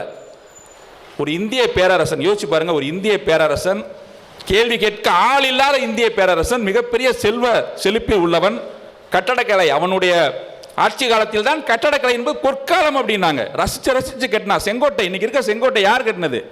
செங்கோட்டையில் நம்ம கொடியேற்றுறமே அவன் கட்டினது இல்லையா? அது இந்தியாவின் புகழ்பெற்ற கட்டடங்கள் எல்லாமே ஷாஜகான் காலத்தில் தான் கட்டப்பட்டது. அவ்வளவு கலா ரசிகன் அவன், அவ்வளவு கலா ரசிகன், அவ்வளவு பெரிய மன்னன். மும்தாஜ் இறந்த பின்பு 90 நாள் ரூமை விட்டே வெளியில வரல, அந்த அறையை விட்டே வெளியே வரல. அறையிலே முடங்கி போய் கிடக்கிறான் இறந்து போன மனைவிக்காக. வெளியே வந்து முதல் என்ன செஞ்சான்? அறையை விட்டு வெளியே வந்தது முதல் வேலை அவன் 1631 அந்த அம்மா இறக்குது. 1631 தாஜ்மஹால் கட்டுவதற்குரிய ஏற்பாடு செஞ்சிட்டான். 1631 துவங்குகிற அந்த கட்டட வேலைப்பாடு 1648 17 வருஷமா நடக்குது. ரசிச்சு பார்த்து 17 வருடங்களுக்கு முன்பாக இறந்த தன் மனைவியை 17 வருடங்களாக காதலித்து அவன் தாஜ்மஹாலை கட்டுறான். இதுதான் சிறப்பு. இப்போ 40 வயதில் ஒருவன் மனைவியை இழந்து விட்டால் உடனே அவன் புதுமாப்பிள்ளை ஆயிடுறான். உடனே அவன் புதுமாப்பிள்ளை இல்லையா? ஆனால் 17 வருடமாக. அது மட்டும் கிடையாது, 1648 தாஜ்மஹாலை கட்டி முடிச்சிட்டாங்க. அதுக்கப்புறம் 5 வருஷம் டெக்கரேஷன் பண்ணுறதுக்கு, சுற்றி பூந்தோட்டங்கள் அமைக்கிறதுக்கு. 1653 வரைக்கும் தாஜ்மஹாலுடைய வேலைகள் நடந்து கொண்டு 22,000 பணியாளர்கள் ஈடுபடுத்துகிறாங்க. மிகப்பெரிய பொருள் செலவில் உலக அதிசயங்களில் ஒன்றாக ஒரு மனைவிக்கு ஒருவன் கட்டுகிறான் என்றால் அந்த அடித்தளம் இருக்குல்ல, அடிநாதம் இருக்குல்ல, அதுதான் காதல். அது நம்ம கவி பேரரசு பாடியிருக்காரா? சிந்திக்க வேண்டும். அழகா வரும். ஒவ்வொரு காதலாக சொல்லிகிட்டே இருந்திருப்பார். உயிரே படத்தில் முதல் காதல், 2ஆம் காதல் எப்படி முடிச்சிருப்பார்னா, காதலின் 7ஆம் நிலை என்ன சொல்லியிருப்பார்? மரணம், உயிர் மரணம். அதாவது உயிர் பிரிக்கின்ற காதல், மறிப்பதில்லை என்றிருப்பார். மரணம் என்பதுதான் காதலின் 7ஆம் நிலை.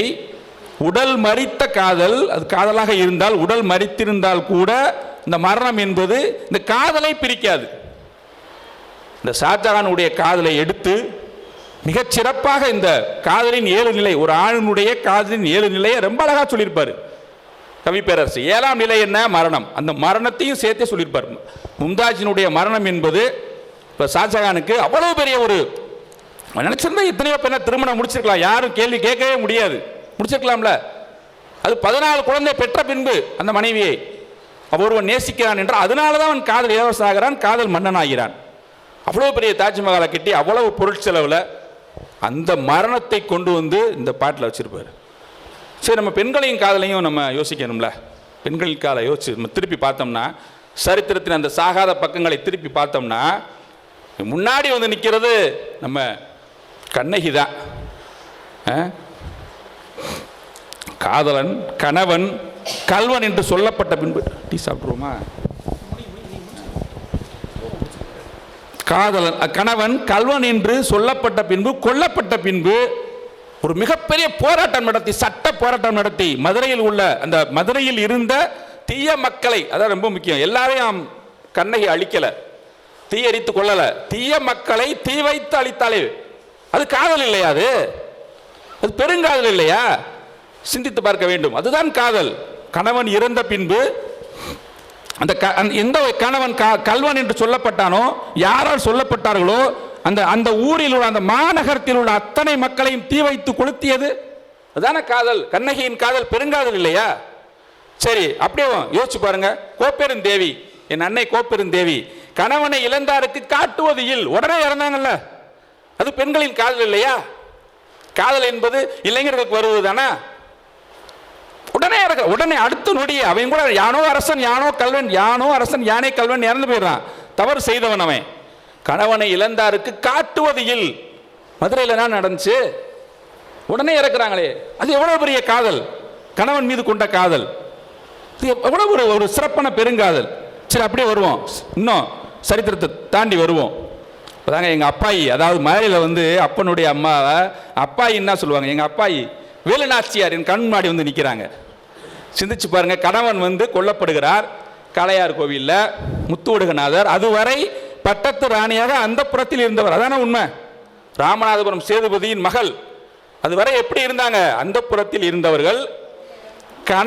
கணவன் இறந்த பின்பு, கணவன் கொல்லப்பட்ட பின்பு, எதிரி மன்னர்களால் கணவன் கொல்லப்பட்ட பின்பு அவங்க முடங்கிரல, ஷாஜகானை போல முடங்கிரல. என்ன செய்யறாங்க? வீறு கொண்டு எழுந்து திண்டுக்கல் போறாங்க, கோபால் நாயக்கரை பார்க்குறாங்க, திப்பு சுல்தான் பார்க்குறாங்க, ஹைதர் அலியை பார்க்குறாங்க. 8 வருடங்களாக கடுமையாக உழைத்து, கடுமையாக படை திரட்டி, மீண்டும் ஒரு படையெடுப்பை நடத்தி, தன்னுடைய கணவனுடைய பெருங்கனவு அவங்களுடைய நாட்டை மீட்டாங்க இல்லையா? அது எவ்வளவு பெரிய பெருங்காதல். அதுதானே காதல். காதல்லாம் என்ன நினைச்சீங்க? காதல்னா பிள்ளை பெறுறது மட்டும்தான் காதலா? இல்லை ஒருவருக்கு ஒருவராக வாழ்வது தான் காதலா? கணவன் இல்லாத போது அவனுடைய பெருங்கனவை நிறைவேற்ற வேண்டும், அதற்கு பாடுபட வேண்டும் பெண்கள். பாடுபட்ட பெண்கள் இவங்க. அதான காதல். அதுதான் காதல், அதுதான் பெருங்காதல். அது வேலுநாச்சியருடைய காதல் பெருங்காதல். 8 வருடமாக ஒரு பெண் எவ்வளவு போராடி இருப்பாங்க. இந்த படைகளை திரட்டி மீண்டும் சென்று மதிநுட்பமாக போர் தொடுத்து தன்னுடைய கணவனுடைய நாட்டை மீட்டு தன்னுடைய கணவனுடைய பெருங்கனவை நிறைவேற்றுகிறாள் என்றால் அதுதான் பெண்ணின் பெருங்காதல். அதை வைரமுத்து பாடியிருக்காரா? பார்க்கணும்ல. அப்படி ஒரு சூழ்நிலை. அதாவது இப்போ கூட நான் வந்து பெண்கள் வந்து ரொம்ப, அதாவது கணவன் இழந்த பெண்கள், அல்லது கணவன் இயலாமையில் இருப்பான், ஒன்றும் நோய்வாய்ப்பட்டிருப்பான், அல்லது குடிகாரனாக இருப்பான், ஒரு ஆண் என்று சொல்வதற்கே அருகதையற்ற ஒரு கணவனாக இருப்பான். அந்த பெண்கள் வந்து என்ன செய்வாங்கன்னா, தன்னுடைய குடும்ப பாரத்தை சுமப்பதற்காக உணவு பையை சுமந்து கொண்டு அடிப்படை வேலை கூட போயிடுவாங்க. பெண்கள் படித்து ஆசிரியர் பணிக்கு செல்வது, அதிகாரிகள் வருவது அது வேறு. ஆனால் கணவனை இழந்து, கணவன் இல்லாத போது, கணவனால் இயலாத போது ஒரு பெண் அந்த குடும்பத்தை சுமப்பதற்கு தயாராகி உணவு பையை சுமந்து கொண்டு அடிப்படை வேலை, ஒரு சித்தாளுக்கு போவாங்க, பெட்ரோல் பங்க்ல வேலை செய்வாங்க, தொழிற்பேட்டையில் வேலை செய்வாங்க. அந்த காதல் இருக்கு பார்த்தீங்களா, குடும்பத்தின் மீது கொண்ட காதல். அந்த காதல் இருக்கு, அது சாதாரண காதல் கிடையாது. இதுதான் பெருங்காதல். தன் கணவன் மீது கொண்ட அன்பாக இருக்கலாம், பிள்ளைகள் மீது கொண்ட அன்பாக இருக்கலாம், குடும்பத்தின் மீது கொண்ட அன்பாக இருக்கலாம். அதெல்லாம் பெருங்காதல். அது அந்த காதலை பாடுவதற்கு கவி பேரரசுக்கு ஒரு சூழ்நிலை அமைந்தது. புதுமை பெண் என்ற படத்திலே பாரதி ராஜா ஒரு சூழ்நிலையை அமைத்து தருகிறார். புதுமை பெண் என்கிற படத்திலே ஒரு கணவனுக்காக போராடி வெளியில் வருகிற பெண். நிலவினில் இருக்கின்ற களங்கத்தை இவளது பெருவிரல் துடைத்து விடும். நிலவினில் இருக்கின்ற களங்கத்தை இவள் பெருவிரல் துடைத்து விடுமா. புதுயுக மகள் இவள் அணிகின்ற வளையல் சிறைகளை உடைத்து விடும். பாரிஜாத பூம்பாவை பாதியாகி போனாலே, தேகமெங்கும் புண்ணாகி தேதி போல தேய்ந்தாலே. நம்ம காலத்தில் வந்து தேதி கிளிப்போம் இல்லையா, தேதி கிளிக்க அது பாதி பாதியாக போய்கிட்டே இருக்கும். பாரிஜாத பூம்பாவை பாதியாகி போனாலே, தேகமெங்கும் புண்ணாகி தேதி போல தேய்ந்தாலே, செடியை பிரிந்த பிறகும் செடிக்கு உயிர் தருவதே பூவேன்னு முடிச்சிருப்பாரு. செடியை பிரிந்த பிறகும் ராணி வேலுநாச்சியாரை வந்து, ராணி வேலுநாச்சியார் அந்த குடும்பத்தை விட்டு பிரிஞ்சிடுறாங்க. அந்த செடிக்கு உயிர் தருவதே பூவே, செடியை பிரிந்த பிறகும். அதுதாங்க பெண்கள், அதுதாங்க காதலே பெருங்காதல். அதுதாங்க ஒரு செடியை பிரிந்த பிறகும் செடிக்கு உயிர் தருவதே பூவே. முத சரணம் ரொம்ப அழகா இருக்கும். அடுக்களை துவைப்பதும் படுக்கையை விரிப்பதும் அது பெண்ணின் தொழில் இல்லையே.